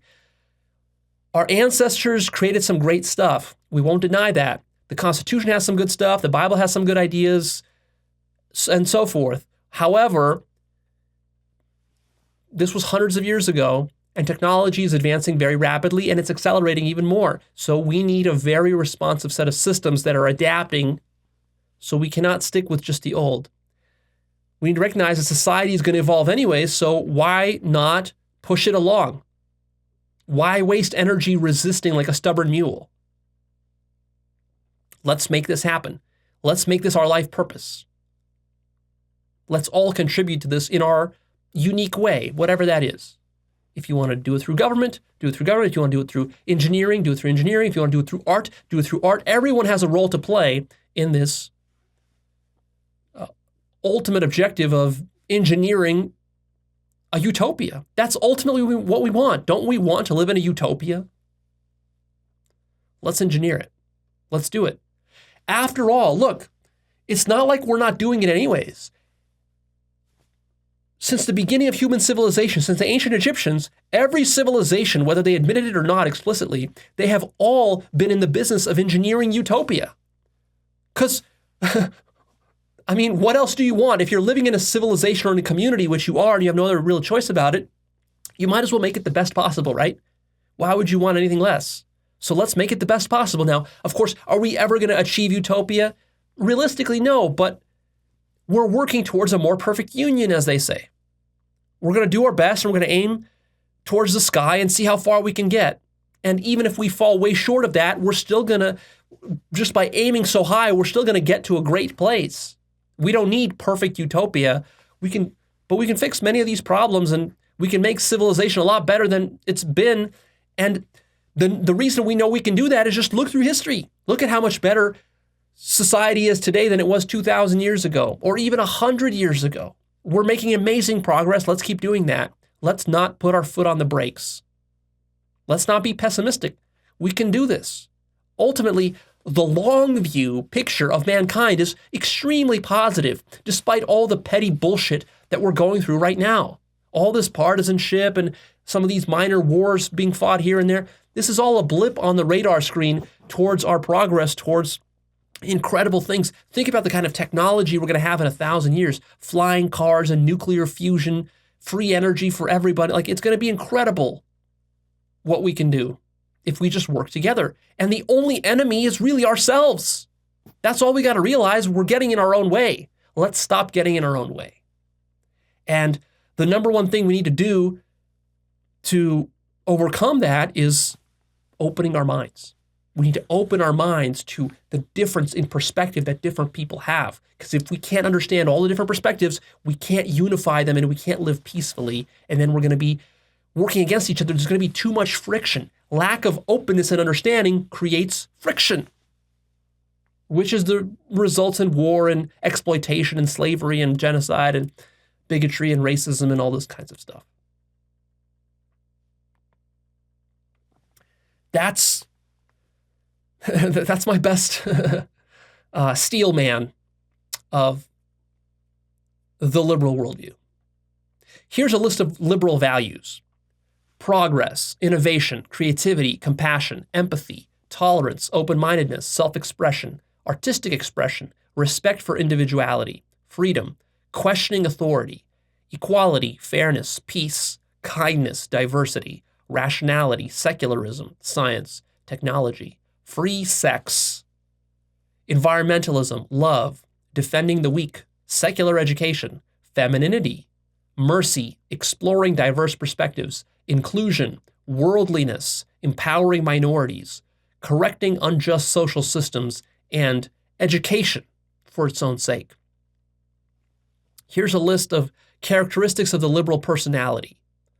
The liberal personality is eccentric, sensitive, individualistic, artistic, idealistic, utopian, pie in the sky, carefree, free-spirited, open-minded, open to experience, adventurous, tolerant, flexible, accepting of everyone, permissive, lenient, unpredictable, impulsive, spontaneous, loose, creative, imaginative, curious, desiring for novel experiences and diversity, complex, nuanced, abstract, worldly, intuitive, emotionally connected, feminine, quirky, transgressive, rebellious, playful, humorous, and the jester or the joker archetype.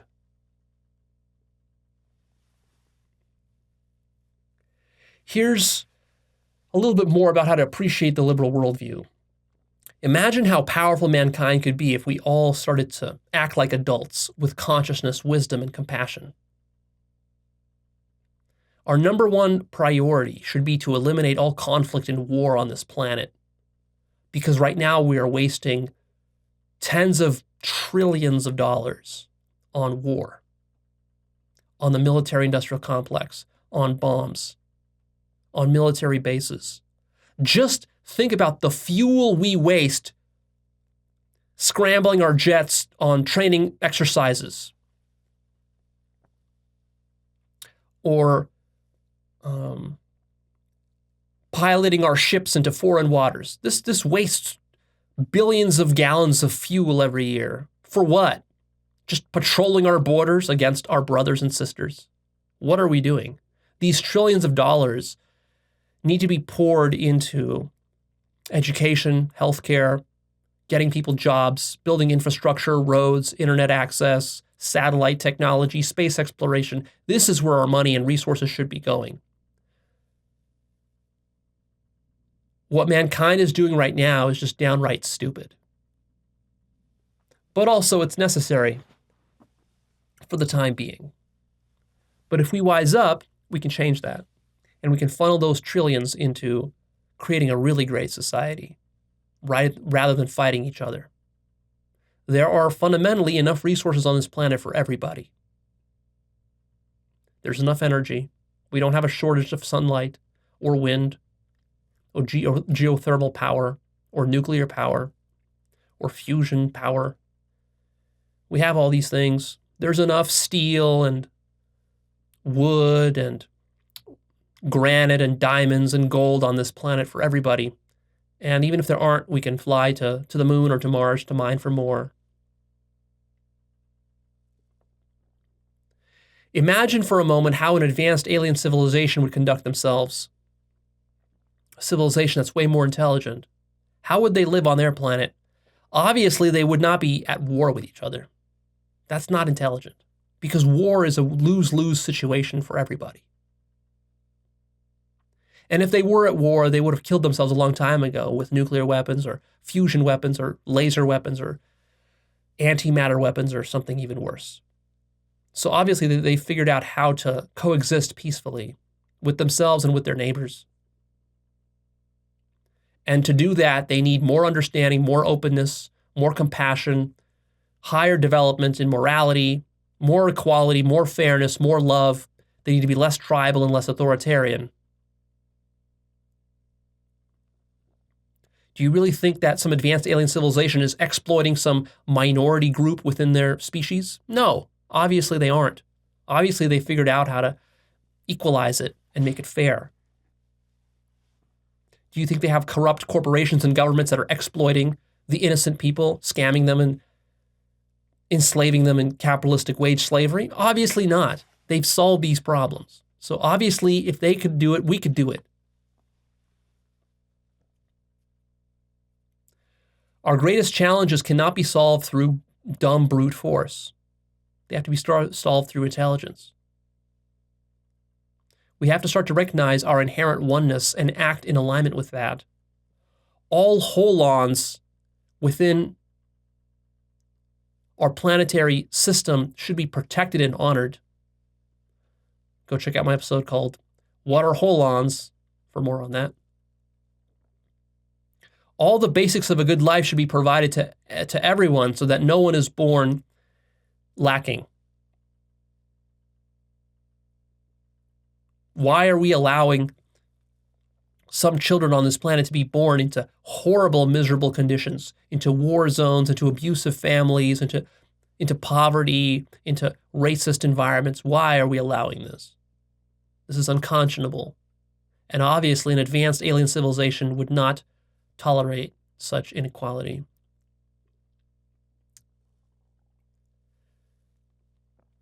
Eliminating the corruption in our systems, of which there is plenty to go around, and everyone is to blame for this corruption, requires upgrading all of our systems and processes. Obviously, our systems and processes cannot stay the same, and this corruption has to go. And we need a world government because we need a global coordination effort just to survive, to deal with external enemies and threats that might come from aliens or whoever else, to deal with global pandemics and viruses, to deal with climate change, to deal with various environmental disasters like supervolcanoes, supernova blasts, sun, rays, radiation, solar radiation waves, asteroids hitting us from outside. All of these things require global coordination, global governance. But this global governance cannot be such that it stifles and oppresses all the local governments. It needs to also be sensitive to the local governments, which is what I meant by all the holons on the planet need to be protected, which includes local governments, local states, local cultures, local languages. They all need to be cared for so that we don't just turn into one purely homogenous, oppressive, authoritarian world system. That's not what's being advocated. So that's a little vision for you of sort of the best of the liberal worldview. What are some of the top liberal fears? It's this: environmental destruction, confrontation and violence, the status quo or the establishment, not solving our problems fast enough, not evolving fast enough, regression into old ways and systems that are antiquated and brutal, getting stuck in petty parochial squabbles, authoritarianism, fascism, bigotry, stifling of self-expression, monotony, suffocating discipline and rules, lack of empathy, cruelty, shutting down diversity of perspectives, selfishness, and exploitation of the weak.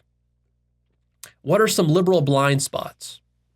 Here are a few of the biggest ones. The liberal mind tends to overlook the wisdom of the current existing system in favor of some idealistic, utopian, unproven scheme. There is a deep intelligence, for example, to capitalism. There is a deep intelligence to organized religion.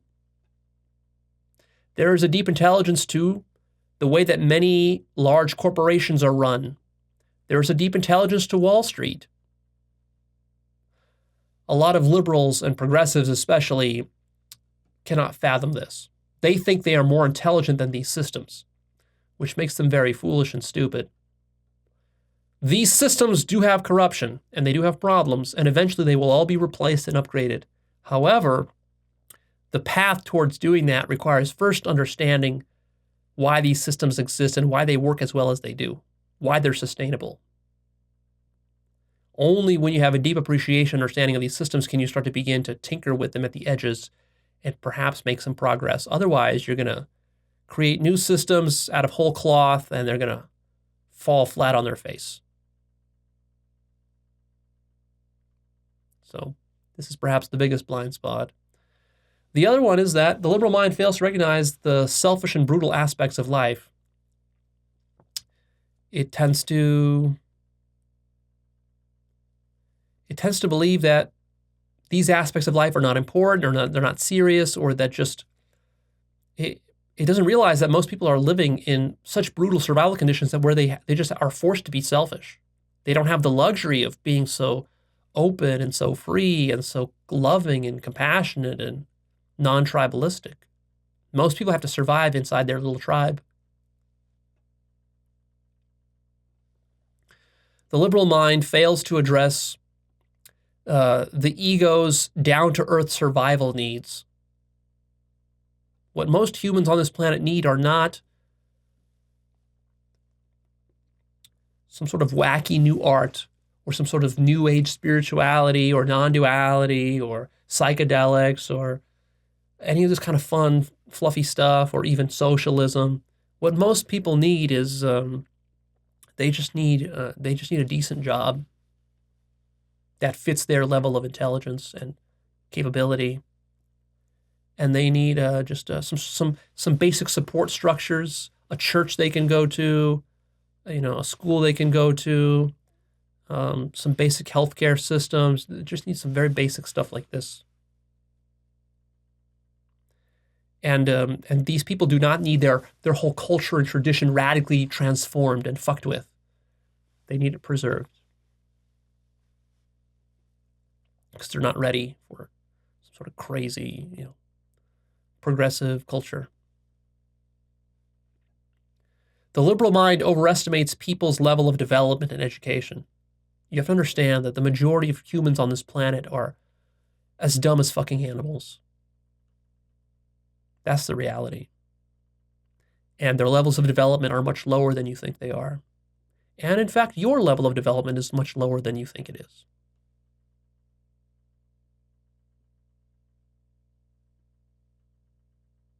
Don't assume that most people are ready for progressive ideas. They aren't. If they were, they'd be progressive. And that's why you lose elections. Another liberal blind spot is that many of the changes that liberals want to make, they just become unsustainable and lead to ego backlash. What happens when you try to develop or to push development on people who are not ready for it, or societies that are not ready for it, is that you push them, and eventually they just get fed up with it, and they get angry at you. They bite the hand that feeds them. So when you're feeding, for example, I've actually posted videos of this on my blog in the past. I posted a video of a guy whose whole thing on YouTube is he rescues like feral abandoned kittens and puppies and stuff, and then he rehabilitates them. These are kittens, for example, their mother died, or they were abused. They come from some abused household. They didn't get enough food or water or anything. So he rescues them kind of on the brink of death. They're in very bad condition, such that when he picks them up, he has to pick them up with gloves, thick gloves on, because they claw and bite. They're like super aggressive. It's like a fucking rabid animal, this little kitten. It's terrified. It's angry. And this guy is not threatening at all, but the kitten is just coming from a place where it's on the brink of death. He rescues it, and then over a period of a month, he rehabilitates this kitten. And the way he does that is just by like gently petting it, gently giving it food. He literally feeds every little bit of food to the kitten. He feeds from his own hands. And he does this, and at first the kitten bites him and scratches him and resists and is afraid and hisses at him, right? Over time, he does this slowly over weeks, and then the kitten calms down, and then it takes him weeks just to get the kitten to the point where he can pet the kitten. So then he starts petting the kitten, he starts watching TV with the kitten, he starts sleeping with the kitten, does all this, and then a month later, the kitten it's not fully rehabilitated. It's still a little bit kind of like touchy and kind of frisky, but it works. It's workable. That kitten will be okay. So see, that's the approach that is really needed. And that's the approach that many liberals and progressives don't know how to do, because they just want to crank the gas. They want to just put pedal to the metal, and they just think, well, if there's a lot of people suffering, the best way to help them is just to press on the accelerator as fast as we can, go full speed, 100 miles an hour ahead, and just start changing everything, and then fix all the problems as fast as we can. And that's going to do it. And if you're opposed to that, then you're our enemy. This is not intelligent. This is not how human development works. It's not how social or national development works. So a lot of this has to do with timing, just timing. And like, if you had a child and you started to try to force the child to learn faster and more and bigger and read more calculus books, right? But the child is too young for calculus, and you try to push it on him, you're going to traumatize him, and you're going to make him hate you. You have to take the child slowly through 12 years of mathematics to get him to the point where he can pick up a calculus textbook. And even then, it's difficult. So this is something that liberals have a pretty big blind spot in. And in order to fix that blind spot, the most important thing is watch my previous episode, Understanding the Conservative Mind, where I explain to you why conservatives are the way that they are and why your attempts to change them are not going to work. Here's some points on what the liberal mind struggles with. The liberal mind struggles with staying grounded, admitting to itself that its own ideals are not going to work in the real world. We liberals love to be so idealistic and utopian, but then the reality is that most of our ideas there are too impractical to actually work. Another area where the liberal mind struggles is just being practical, dutiful, and doing the nuts and bolts of the work. A lot of liberals are very artistic, and they have a lot of ideas and a lot of interesting political ideas, maybe Marxist social ideas, but then when it comes down to like the brass tacks, you're not able to actually execute. You're not able to go and canvass and get the right people politically engaged to actually go out and vote, or even if they do vote, that voting alone is not enough. You have to build organizations. You have to build support systems. You have to, like, it's a lot of just like very mundane technical work has to be done to govern and to change society and to build new systems. You can't just sit around smoking weed and doing pie in the sky Marxist philosophy. That's not going to change the world. Another area where the liberal mind struggles is with integrating less developed, more hateful, insecure people. It really struggles with this. Bigots, racists, homophobes, transphobes, fascists, Nazis, bullies, and tyrants. The liberal mind simply cannot understand these perspectives, which makes the liberal mind demonize and attack all these perspectives. And when you do that, it's the same thing as taking that little kitten who's terrified and, lashing out at you, and you just try to grab it and you just try to manipulate that kitten. This is only going to make the thing worse. And then you start to hate and demonize this kitten for not reacting to you in a sweet manner the way that you expect. Well, you're a fool because you don't understand where that kitten came from. All these bigots, racists, homophobes, transphobes, fascists, Nazis, these are just like that kitten. These are not evil people. These are just people who have been through very difficult survival situations that's made them very aggressive and closed-minded and defensive and insecure. And so if you want to rehabilitate them, that is some serious work that requires you to get a much higher meta understanding of the human mind, which I can help you with. The next struggling point is liberals struggle to understand how backwards and ignorant most of mankind is. Just the depths of mankind's ignorance, global ignorance, is so profound. It's so profound. No liberal understands this. I can help you understand this. In fact, in the future, I'll have a whole episode, Understanding Ignorance, where we will talk about that. But if you've been following my work, I've already done an implicit job, pretty good job implicitly of explaining this stuff to you. You should already know how deeply ignorant you are and most of mankind is. The other struggling point is the liberal mind struggles to integrate materialism, capitalism, and raw survival. Corporations. These just tend to be demonized and kind of like dismissed as simple problems. These are not simple problems. These are extremely delicate, nuanced, complex, hairy problems that cannot just be dismissed or glossed over in the way that many Marxists try to do.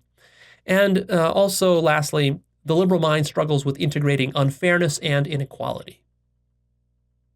To solve unfairness and inequality, you have to really deeply understand the source of unfairness and inequality, which most progressives do not understand.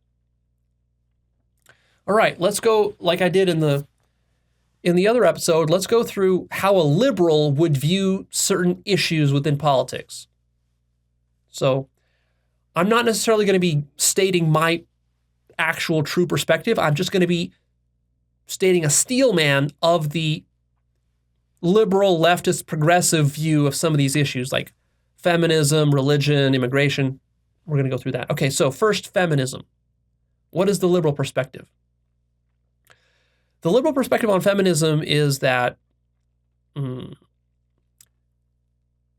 yeah, it's true that in the past, strongman leaders were probably necessary when we were more chimp-like in the way that we led our tribes and people.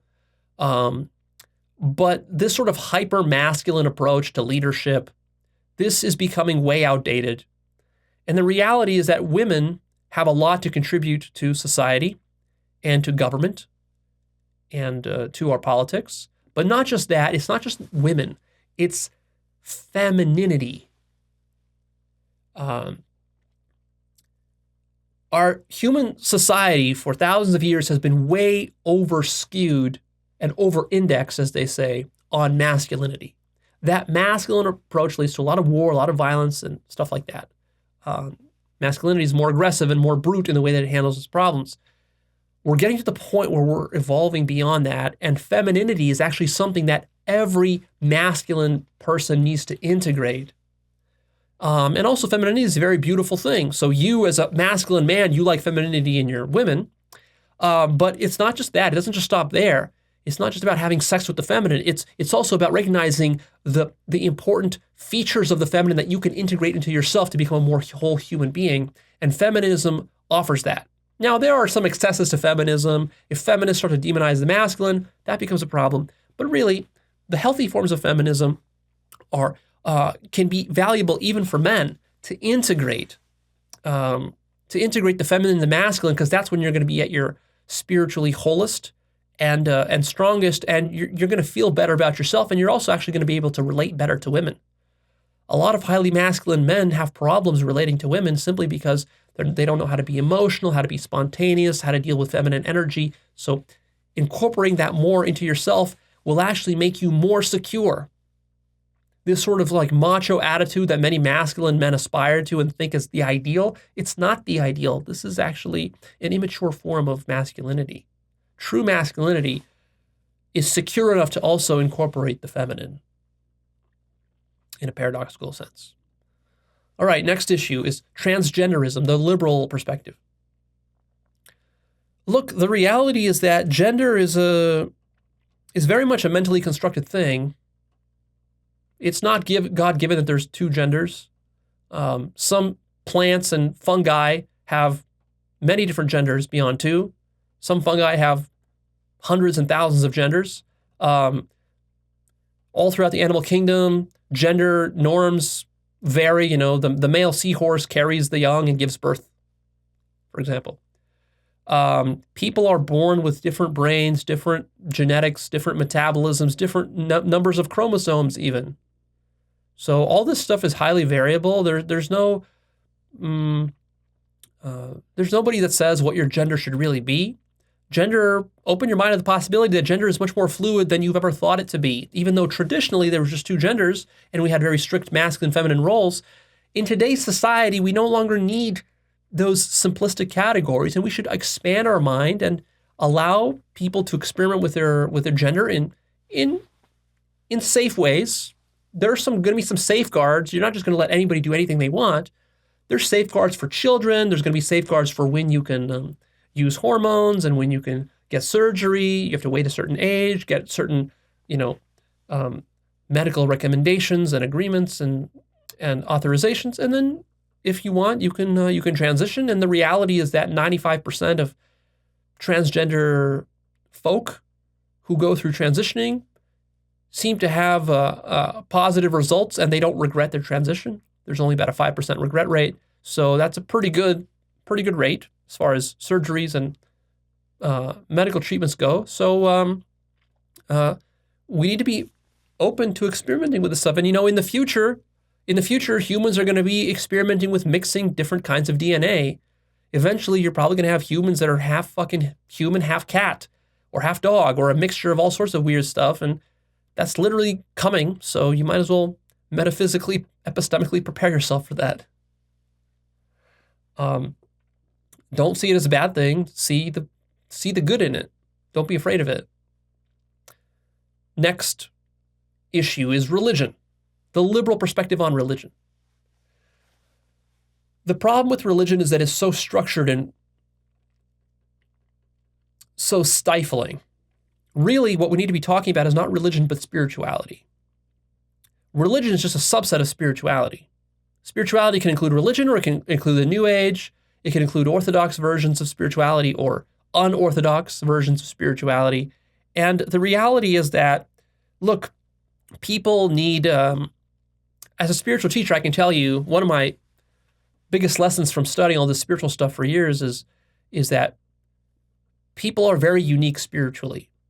People are born at different levels of consciousness. They have different reactions to psychedelics. They have different reactions to meditation techniques or to breathing techniques or other other spiritual practices. So really, you have to customize your religion, so to speak, your spirituality to yourself. What will work for you? A cookie cutter approach, the way that many Christians or Muslims approach religion simply doesn't work for most people. And as a liberal, it's not that we want to do away with religion. In fact, we value spirituality a lot. As a liberal, we want to open spirituality to be effective, to be more than just ideology and dogma and stuff that you recite but don't experience. The focus of spirituality and religion should be on helping people to experience God, to experience mystical states and expand their consciousness. And this is going to include psychedelics, meditation, a mixture of all sorts of different traditions. And there's beautiful stuff within all religions. And so what we need to do is we need to create sort of a religious mixing pot, take the best from all the religions. There's also some crap in all the religions, and all spiritual teachers are to some degree full of shit, including myself. So you have to separate the signal from the noise, throw away the noise, amplify the signal, and don't worry about us losing connection to God. Through this process, we will be more godly and more spiritual and more Jesus-like than we've ever been in the past through following the Ten Commandments or any kind of orthodox practices. All right, next issue is gay rights and gay marriage. Well, just like with transgenderism, when it comes to sexuality, the reality is that for the last couple thousand years, most major civilizations on this planet have had very repressive attitudes towards sex. And this is dysfunctional because sex is one of your most potent motivating drivers in life. You know this. You know how horny you are and how deeply you crave sex and how it drives you crazy. And you can't really help yourself. So the reality is that this attitude of trying to control sex through repression, through denying it, through not teaching it, not talking about it, through demonizing it, through putting all sorts of laws against it, it doesn't work. It doesn't work. It's like trying to ban alcohol. It doesn't work. So the reality is that we need to help everybody to be comfortable sexually with however they are. This includes gay sex and other forms of sex. And so you just need to become comfortable enough not to be bothered by people having weird, quirky, alternative forms of sex around you. Once you're comfortable with your sexuality, you won't be threatened by the sexuality of others. And once you're comfortable with that, then you'll be comfortable and okay with gay marriage and so forth. And you'll realize that people who have sex in different ways than you, they're not threatening you. They're not threatening civilization. This is not going to lead to the end of the world. It's going to be all right. And in fact, maybe you'll discover that you have some sexual cravings that you've been denying, and you'll feel better about yourself once you integrate those and are able to express those in a healthy manner. And also, as we do all this, we can create some sort of infrastructure for ensuring that these alternative forms of having sex are healthy and safe. Because when we keep it underground, we create a sort of a dark market for it, and then the stuff on the dark market is dangerous, even though it could be done otherwise in a safe manner. Same situation as with psychedelic drugs. Okay, next issue is capitalism, the liberal view. Capitalism is just a stage in our economic development. And all of us, even if you're very conservative, you've experienced some of the problems with capitalism.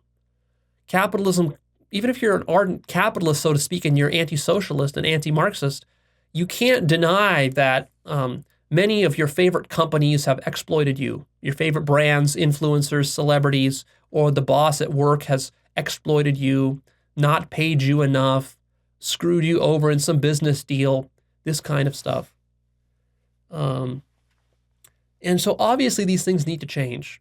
And you have to admit that there's structural problems within capitalism. So why don't we start thinking about what comes next after capitalism? It doesn't have to be socialism or Marxism or communism, although we could borrow ideas from those systems. In the end, it's not really about a system. It's about identifying the corruptions and the inequalities and problems and fixing those with whatever methods will work. And we've got to test which methods will work and which ones won't. And we can do those tests. But clearly, capitalism has not delivered on its promise of providing for everybody equally. I mean, it probably never even promised that, but the reality is that we want economic fairness. Isn't that what you want? You want economic fairness, especially if right now you're in a position where you're not succeeding. And a lot of that could be systemic, not because you're not working hard enough. Maybe you work really hard, but the reality is that under this current system, working really hard doesn't necessarily make you wealthy. And then at the same time, there's a lot of people on Wall Street and in crypto and other places that don't work at all, basically, or work very little, but then they become millionaires and billionaires. This is not proper and correct. And so we need to find a system beyond this. Obviously, capitalism is not the end-all, be-all system. So start opening your mind and thinking about what comes next. With caution, being aware that you could engineer a system that's worse than capitalism, right? But just because that's the case doesn't mean we shouldn't try, right? We got to try. We got to try to make something better. It's inevitable. Next issue, environmentalism. If you look at the majority of the most serious climatologists and scientists and intellectuals on this planet and academics, what you'll quickly realize if you're honest with yourself is that they are very concerned about the effects that mankind is having on the environment and on the planet. It's not just about global warming, it's also about pollution. It's also about mercury in our rivers and in our fish supply. It's also about overfishing. It's also about over-deforesting nature, exploiting nature, strip mining nature, polluting the ocean with plastics, microplastics, other sorts of chemicals in the water and in the food. How can you not be an environmentalist? How can you not care about these things? This planet is all we really have to sustain us.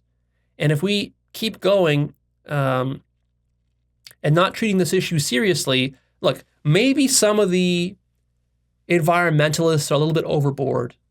Maybe they're a little bit in a panic about it too much. Maybe they're fear-mongering a bit. But also just consider that if they're wrong and we act on environmentalism and we clean up the rivers, we stop overfishing, we clean up the microplastics and the mercury, and we stop raising the temperature and polluting,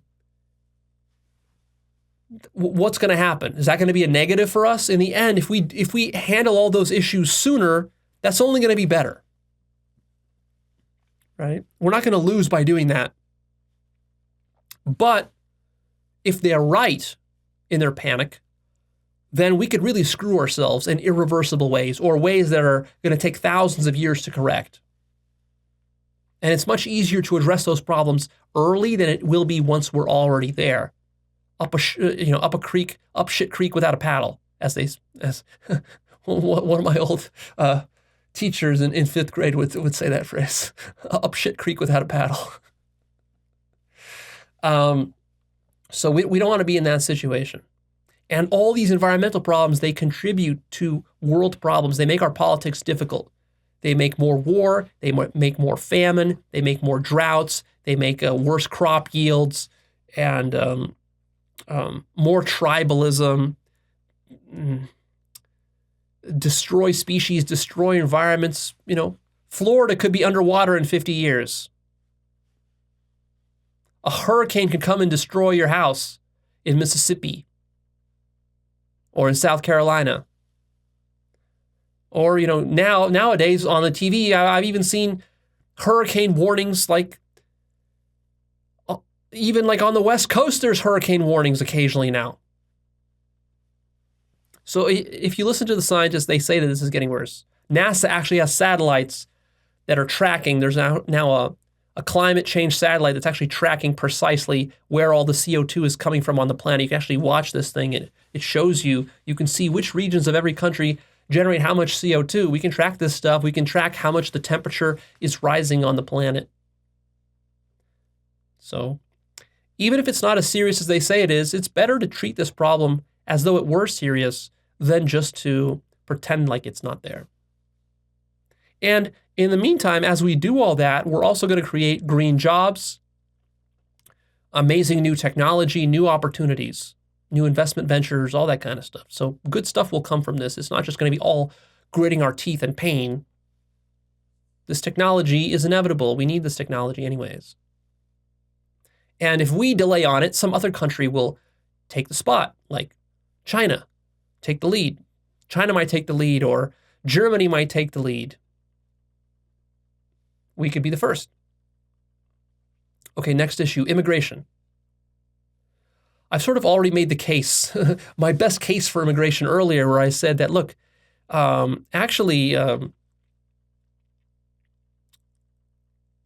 when we interbreed, we create more beautiful humans. So that's one great point for immigration. Another good positive for immigration is that the more immigration you have, the more of a mixing pot, the more ideas, the more creativity. There's actually a book I read in the past about which analyzed where great ideas come from. And one of the amazing facts from that book is that historians have actually looked at, historically, where have the greatest ideas in human civilization come from? They did not come from rural villages. They came from bustling urban areas, the most bustling urban areas at the times. Why is that? Because you had a lot of mixing of different perspectives. When you mix a lot of different source material, it's almost like one of those art AIs. These new art AIs are amazing. They create amazing art. How do they do it? They take a billion different photos and pictures, and then they combine them together, mix them up together. They have a lot of base source material that allows them to be very creative and create a lot of cool stuff. That's kind of how it works. If you're sitting alone in your country house, you have no one to be creative with, and you're going to have a lot less innovation. Whereas if we allow immigration, our cuisine will become richer. Our entertainment industry, our music industry will become richer. Our education system will ultimately become richer. Our media will become richer because we have a more diverse set of perspectives. They're all going to intermingle and intermix. And from that, a lot of new innovation will come, new technology, new patents, new inventions. This is one of the strengths of America that I think conservatives underestimate. A lot of conservative framing is like, no, America is degrading because more and more immigrants are moving here. No, it's actually the opposite of all this. The reason America is so powerful, so innovative, we have the most patents, we have the best research universities, we have some of the best culture, the most influential culture, some of the best films, the best music, hip hop, rap, all this kind of stuff. Like, this is all multicultural stuff. Amazing cuisine. Some of the best restaurants in the world are in America because we're a melting pot. This is good. This is what you want. This is actually a strength, not a weakness. So look at the positive. Make sure you don't overlook the positives of this immigration stuff. Now, should there be some controls and limits and stuff? Yeah, of course. We don't want to just open the border entirely. It has to be done in a sustainable, logical, reasonable, legal framework. It needs to be done in a way that doesn't completely freak people out. Obviously, you don't want to have a bunch of illegals running around and so forth. But also understand that a lot of the work that these immigrants do, no Americans want to do it. And that America, in a sense, runs on immigrants.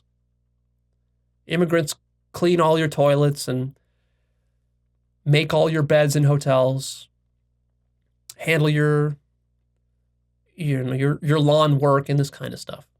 So immigration is a win-win. It's a win for us, and it's a win for them because people are really suffering in these poor countries. And look, you don't have to be afraid. America is a huge country. There's so much land, so many resources here. You don't need to worry. Like, if we were a tiny island nation like maybe Taiwan or Japan or something like that, you might worry about lack of resources. But America has so much land, so many resources. We could take in millions of immigrants and you're basically not even going to feel it. So stop being paranoid about that. And the last issue is punishment of criminals. Here's the liberal perspective. The purpose of punishing of criminals is not retribution or getting evil or punishing evildoers. It is about rehabilitation. Even criminals deserve sympathy and deserve respect. A lot of these criminals simply were born in bad situations. They made mistakes. They didn't know what they were doing. They didn't know the law. Or they're very sorry about how they behaved. And they can correct themselves as long as we give them an opportunity to do so. And in fact, we have already examples of how this works really well in Scandinavian countries, where they have very liberal prison systems, which are all about rehabilitation and not just punishment and incarceration. And we can learn a lot of lessons from that. And in the end, these criminals can become upstanding members of society. We waste a lot of energy and money trying to incarcerate these criminals, and then they go out and they commit more crime, then we put them back in and they come out again, they commit more crime. Why play this game if we can rehabilitate many of them? Now, some of them we can't rehabilitate, in which case we might even have the death penalty for those worst of worst offenders that are beyond help. But maybe 80% or even 50%, let's say, of criminals can be rehabilitated. We should invest resources into that. And this is also going to be a win-win situation for us and for them, because we're going to have less crime. And not only will we have less crime, we're also just going to have more workers, more taxpayers, more fathers and mothers, more children.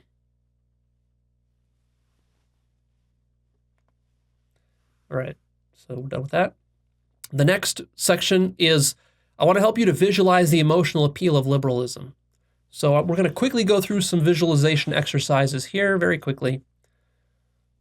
Here we go. Number one, imagine growing up under an authoritarian father who was such a stickler he didn't allow you to have any fun. He was anal, he never expressed his love for you, and he was impossible to please. And this was a very traumatizing experience for you.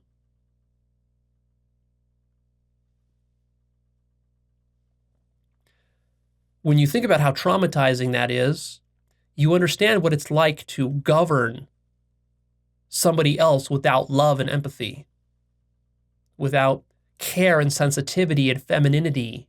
If it's just all pure masculinity, that's not enough to feed the soul and to raise a healthy child or a healthy adult or a healthy citizenry. Next, imagine creating a society where everybody gets along, everyone accepts each other, world peace, no borders, no dictators, no exploitative bosses, no grinding work weeks, plenty of vacation time to play and to explore. Imagine that. What can be better than making that our life purpose, to create that collectively?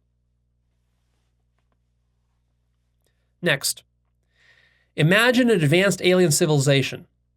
They are too intelligent to resolve their differences with violence. Everyone's needs are taken care of.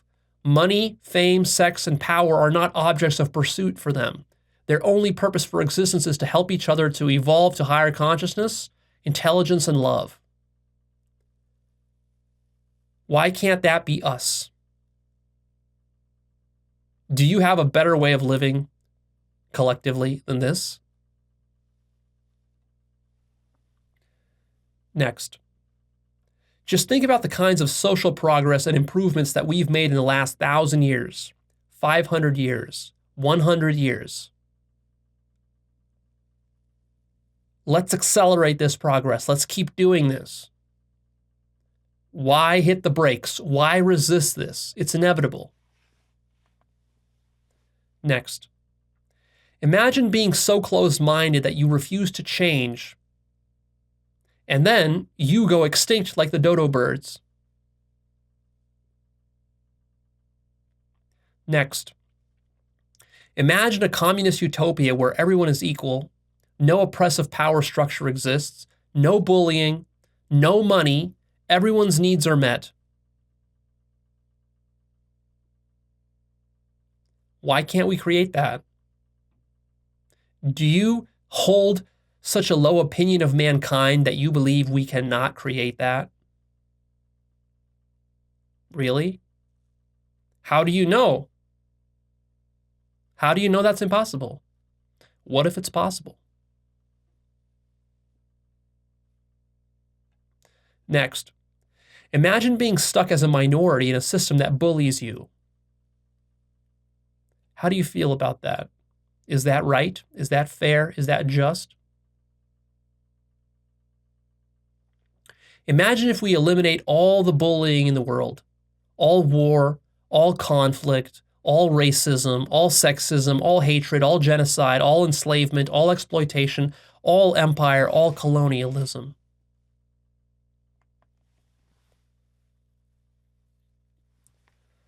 Imagine permitting your children to play and to self-express and to follow their highest passions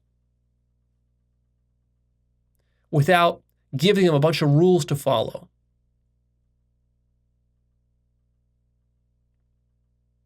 Imagine them deriving their own rules for themselves, ones that suit them perfectly, like a glove.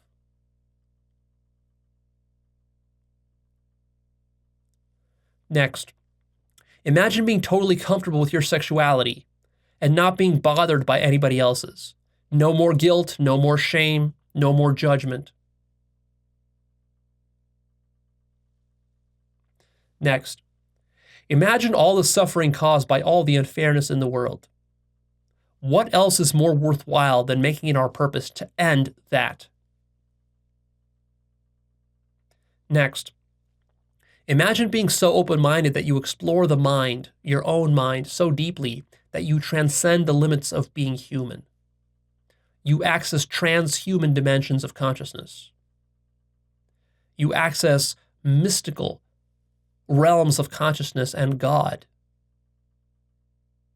reaching levels of consciousness like the Buddha or Jesus or Mohammed, and living from that place.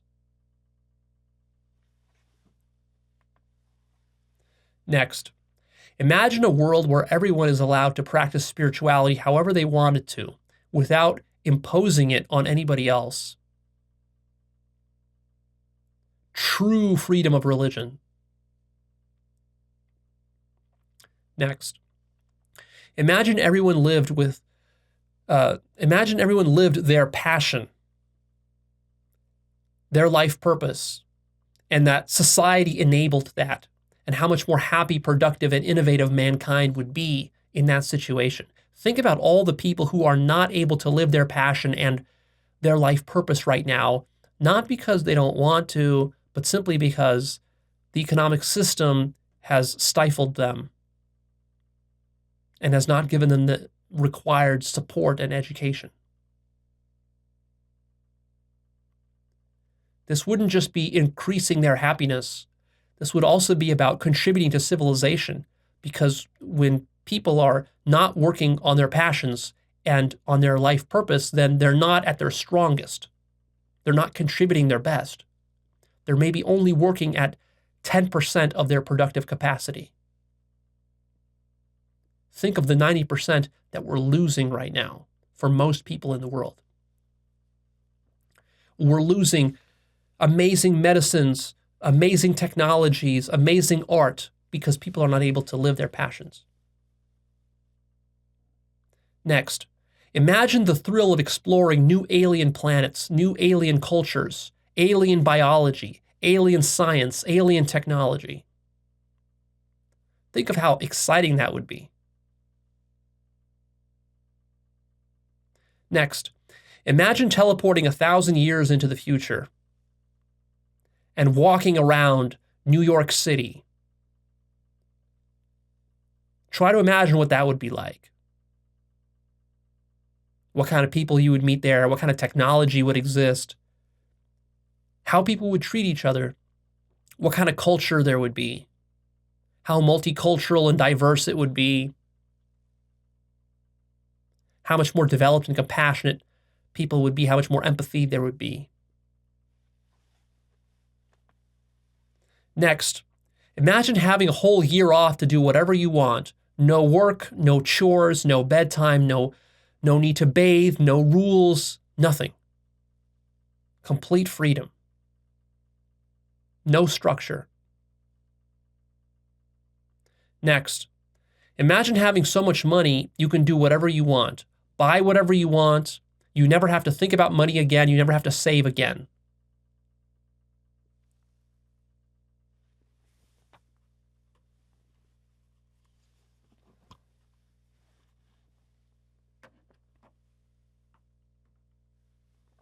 Next, imagine that everyone in the world was radically open-minded and not threatened by new ideas and perspectives. Imagine if we introduced everybody to the kind of radical epistemology and relativism that I teach and talk about. How powerful and transformative that would be. Next, imagine having to go to school or work wearing a uniform. Not being able to dress however you want and express yourself through your clothing. In fact, I want you to imagine a society in which the society is so conservative and strict that you have to wear a single uniform your entire life. You have no option for how to dress at all. How do you feel about that? What do you think is lost in that?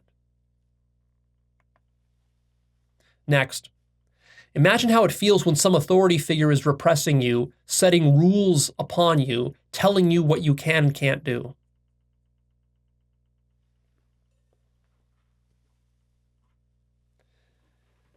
Imagine the stinginess and backwardness of the Quakers. Think about how they live. Imagine if somebody forced you to live as a Quaker for your whole life. How would you feel? What do you think would be lost? What do you think the Quakers are losing in the way that they live? The very regimented lifestyle they have. Next, imagine that you were alive in the past and you supported slavery or Nazism or segregation just because you were supporting the status quo or your culture or tradition.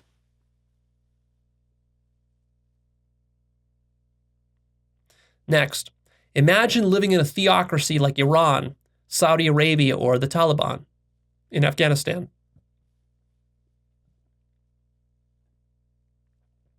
How would you feel if spirituality was limited to that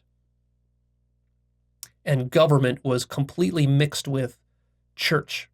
State was mixed with church in that way. And finally, I'd like you to consider this possibility. Imagine God. What is God, you might wonder? Well, you could think of it this way. Imagine that God is infinitely liberal.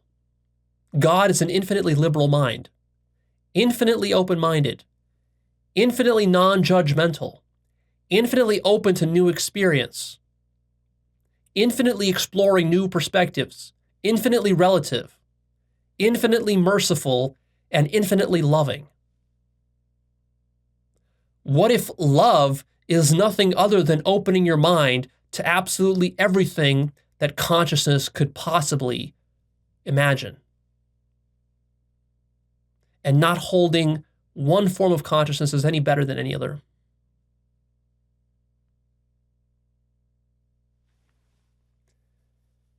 What if that's God and your mind is too closed to understand it or to experience it?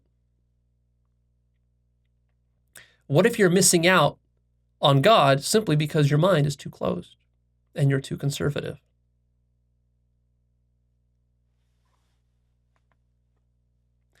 Okay, now a few questions I'd like you to consider.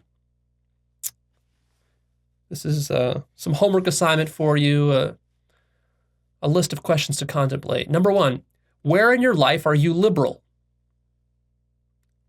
Pinpoint specific places rather than just saying that I am a liberal, I am a conservative. Find places where you are liberal. I guarantee you that even if you identify as a conservative, you can find places in your life where you are liberal. Maybe it's with your food. Maybe it's with how you have sex. Maybe it's with your speech or whatever. Next, where are you idealistic and utopian? Next question, Where are you eager to make progress and change? Where do you love to see innovation? Where does innovation excite you? Next question. Where do you like to explore new experiences? Next, where are you self-expressive, individualistic, quirky, rebellious, and artistic? Where are you open to radical new ideas? Where are you optimistic about human nature? And lastly, where do you shake your head at rigid and closed-minded people who are stuck in the past? AKA boomers. Where do you criticize and ridicule boomers for being boomers? Don't you understand when you call someone a boomer, what you're basically saying is that they're conservative and you're liberal? That's all that meme means. You're criticizing someone for being too conservative and too rigid and too outdated. All right, so now we're wrapping up. This is the end.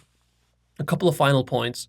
Remember, there are many examples of dumb liberals and progressives that you can find online, social justice warriors and feminists and so forth.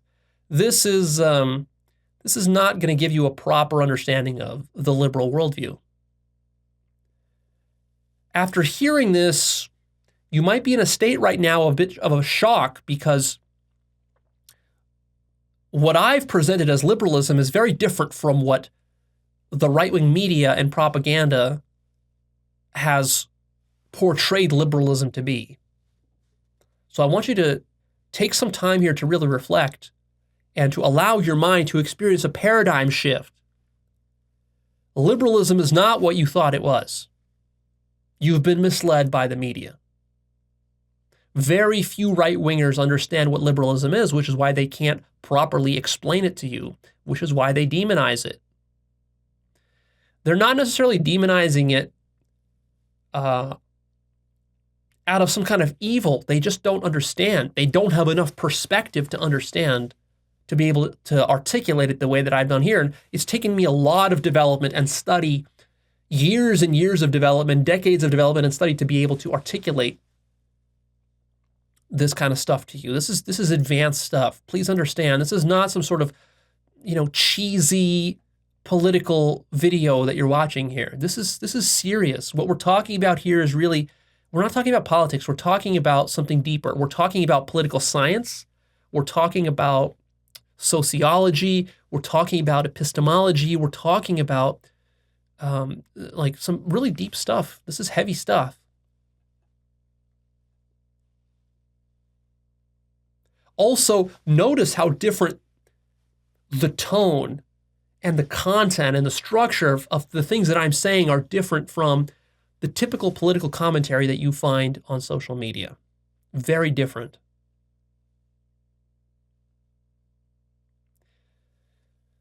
And even though this is a long conversation, a 3-hour conversation, you might say, well, God, it's so involved. But look, recognize this. You've wasted way more than 3 hours listening to stupid, trolling, straw-manning political commentary on YouTube and elsewhere. You've wasted probably 100 hours listening to this kind of shit. And where has it gotten you? Has it really gotten you a deeper understanding of mankind, of yourself, of your neighbors? Has it helped to actually create a better society, or has it done exactly the opposite? So just beware of the straw mans that you find in right-wing media. And you need to start to upgrade the quality of the sources of media that you watch. These right-wing political commentators, they're trash. They're trash, pure trash. They're propagandists in many cases. They're idiots, they're fools. They have low levels of development. They're egotists, they're narcissists. They're doing it because it helps them make a lot of money, but they're not doing it because they actually want a deep understanding of anything in reality. And this is not a way for advancing mankind. I strongly encourage you to find the most intelligent articulations of liberal thought that you can find online. Perhaps it's Noam Chomsky. Perhaps it's somebody like Daniel Schmachtenberger or myself, maybe Ken Wilber. You can find very intelligent articulations of liberalism. There are some silly and foolish progressives that you'll find out there who are a little bit radical and a little bit too utopian, idealistic, and a little bit too demonizing of the right. Yeah, you're going to find this kind of stuff. This is kind of standard. This is the most popular stuff. I recommend you avoid that and go for the serious intellectuals, people who really think deeply about this stuff and who are not ideological, and they also don't demonize conservatives. I recommend the following episodes of mine if you found this episode useful and informative. Definitely check out my Conscious Politics Part 1, 2, 3, and 4. That's like a 10-hour long series about politics. It'll change your whole understanding of politics. Super important. Go watch that. Go check out my other episode called How Society Evolves. I present a lot of research and data in that one. Check out my series on spiral dynamics. Really powerful, will transform your whole understanding of human nature if you watch that series. Also, my series called 9 Stages of Ego Development, Part 1, 2, 3. That will also be very helpful for you. Really, what we're talking about here is developmental psychology. And developmental psychology applies not only to individuals, but to collectives. And so really, you can't understand politics unless you understand psychology and specifically developmental psychology. So that's why you want to watch that Spiral Dynamics series and the 9 Stages of Ego Development. And you can also check out my episode called Understanding Democracy versus Authoritarianism. I want to address a couple of just like last little minor points on politics. Point number 1 is that this topic of individualism versus collectivism. You might wonder, so are conservatives the individualists and the liberals the collectivists, or vice versa? Sometimes it seems one way or the other. This is a common trap that people fall into. It's not the case that conservatives are individualists and liberals are collectivists. This alternates depending on the spiral stages and levels of development. So there are stages of development in which the conservative mind will be more individualist. And then there will be stages where it becomes more collectivist, and vice versa. They oscillate. The liberal and the conservative oscillate in this way. So, for example, if you go to the Taliban in Afghanistan, it's very conservative and it's also very collectivist. It's very tribal. In America, conservatism tends to be more individualistic, less collectivist, although the fundamentalist evangelical Christians are very collectivist, basically. They want a theocracy. They want a Christian nation. They want a Christian collective. That's collectivism. But then you get some conservatives that are more libertarians. When it gets into libertarianism, then it becomes more of an individualist thing. That's like spiral dynamic stage orange. But then you evolve beyond that. You get into liberalism. Liberalism also oscillates between orange forms of liberalism, like libertarianism can also be considered liberalism. There's liberal and conservative forms of libertarianism. It can be individualistic. But then stage green, which is more the social justice warriors and the kind of stuff you see on university campuses, progressivism, Marxism, socialism, this tends to be very collectivist.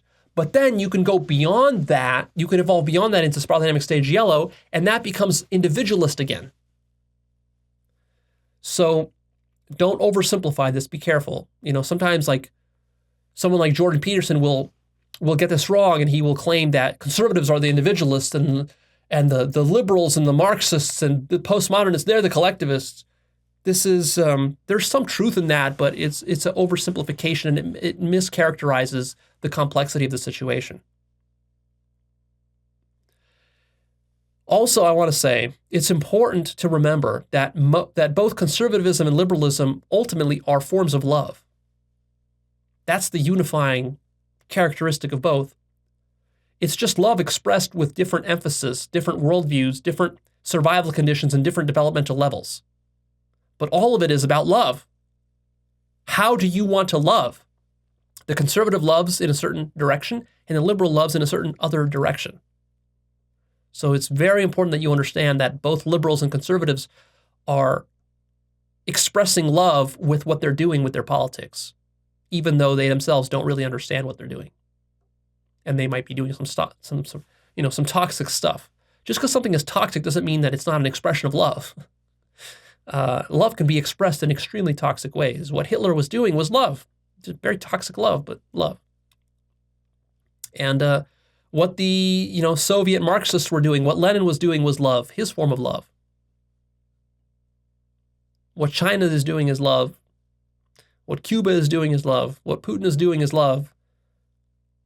Yeah, that's the complexity and beauty of love. And finally, remember, it's not about being liberal or conservative. Don't try to create these two camps and then try to identify with one or the other. You shouldn't have an identity as a liberal or a conservative. Ultimately, what you want is you want to be flexible and intelligent and to apply the best solutions to the situation at hand, whatever that is.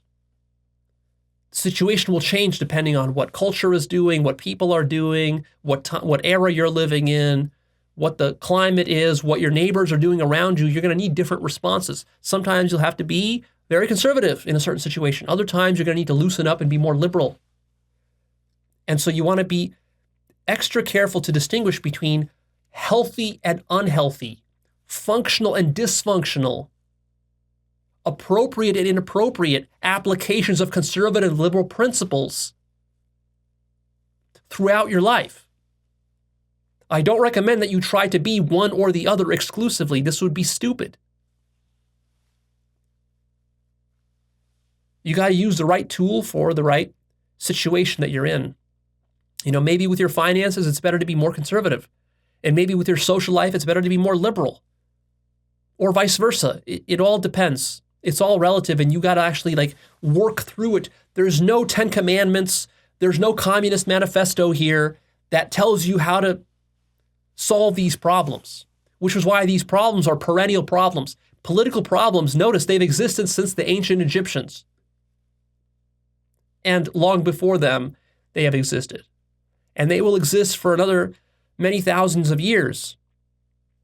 So when you see something existing across such a long time span in all countries, all cultures, all peoples, and there's war over it and conflict over it over and over and over and over again, you have to understand that we're dealing with something here that's extremely complex, extremely sophisticated, and extremely sneaky. It's going to easily fool you if you don't treat it as something serious and intelligent. Something very intelligent is going on here, namely survival. Also consciousness, also love. That's what's going on here in a nutshell. But then the mechanics of how survival, consciousness, and love all manifest and play themselves out, you could spend your whole life studying this. It's amazing. It's amazing to study this stuff. I recommend that rather than listening to all these blowhards on YouTube, criticizing and strawmanning each other left and right, I recommend you go buy some books on politics, buy some books on history, study the history of Maoism in China, study the Soviet Union, study Germany and Nazism and fascism, study the American founding fathers, study the United Kingdom and the fall of the British Empire, study what happened in Africa, study colonialism, study capitalism, study socialism, study all this stuff. Think deeply about it independently for yourself. Don't subscribe to any ideology. Socialism, Marxism, these are ideologies. These are not going to be true solutions to the problems we have going on. There's good ideas in many different places. You can pick and choose. You got to pick and choose the good stuff. Again, separate the signal from the noise. There is some signal in Marxism, but there's also noise in Marxism. There's also signal in capitalism, and there's also noise in capitalism. There's corruption in both capitalism and Marxism. Corruption is not limited to capitalism. That's one of the things you Marxists foolishly don't understand. Capitalism is going to be as corrupt as capitalism, because corruption is a separate thing. Go check out my episode about corruption. So, personally, in my life over the last 5 years, I've gotten really deep into studying history, political science, these kind of social dynamics. To me, it's one of the most interesting things that I get to do mentally is think about this kind of stuff. It actually gives me a sort of a medium that I can apply a lot of these abstract, metaphysical, epistemic, spiritual principles that I've discovered and sort of shared with you guys over the years Like, I love being able to apply it to solve and understand human social dynamics. Really fascinating stuff. This gets us into sociology. Go read some sociology books. If you want ideas for kinds of books to read, check out my book list. And also, make sure you go check out my blog. I post so much amazing stuff on my blog. I feel like people are missing out on that. I try to share amazing political perspectives there, resources, like really high quality stuff I try to put on my blog. So it's all free. Don't don't miss it. Alrighty, we're done here. I'll see you in the next one.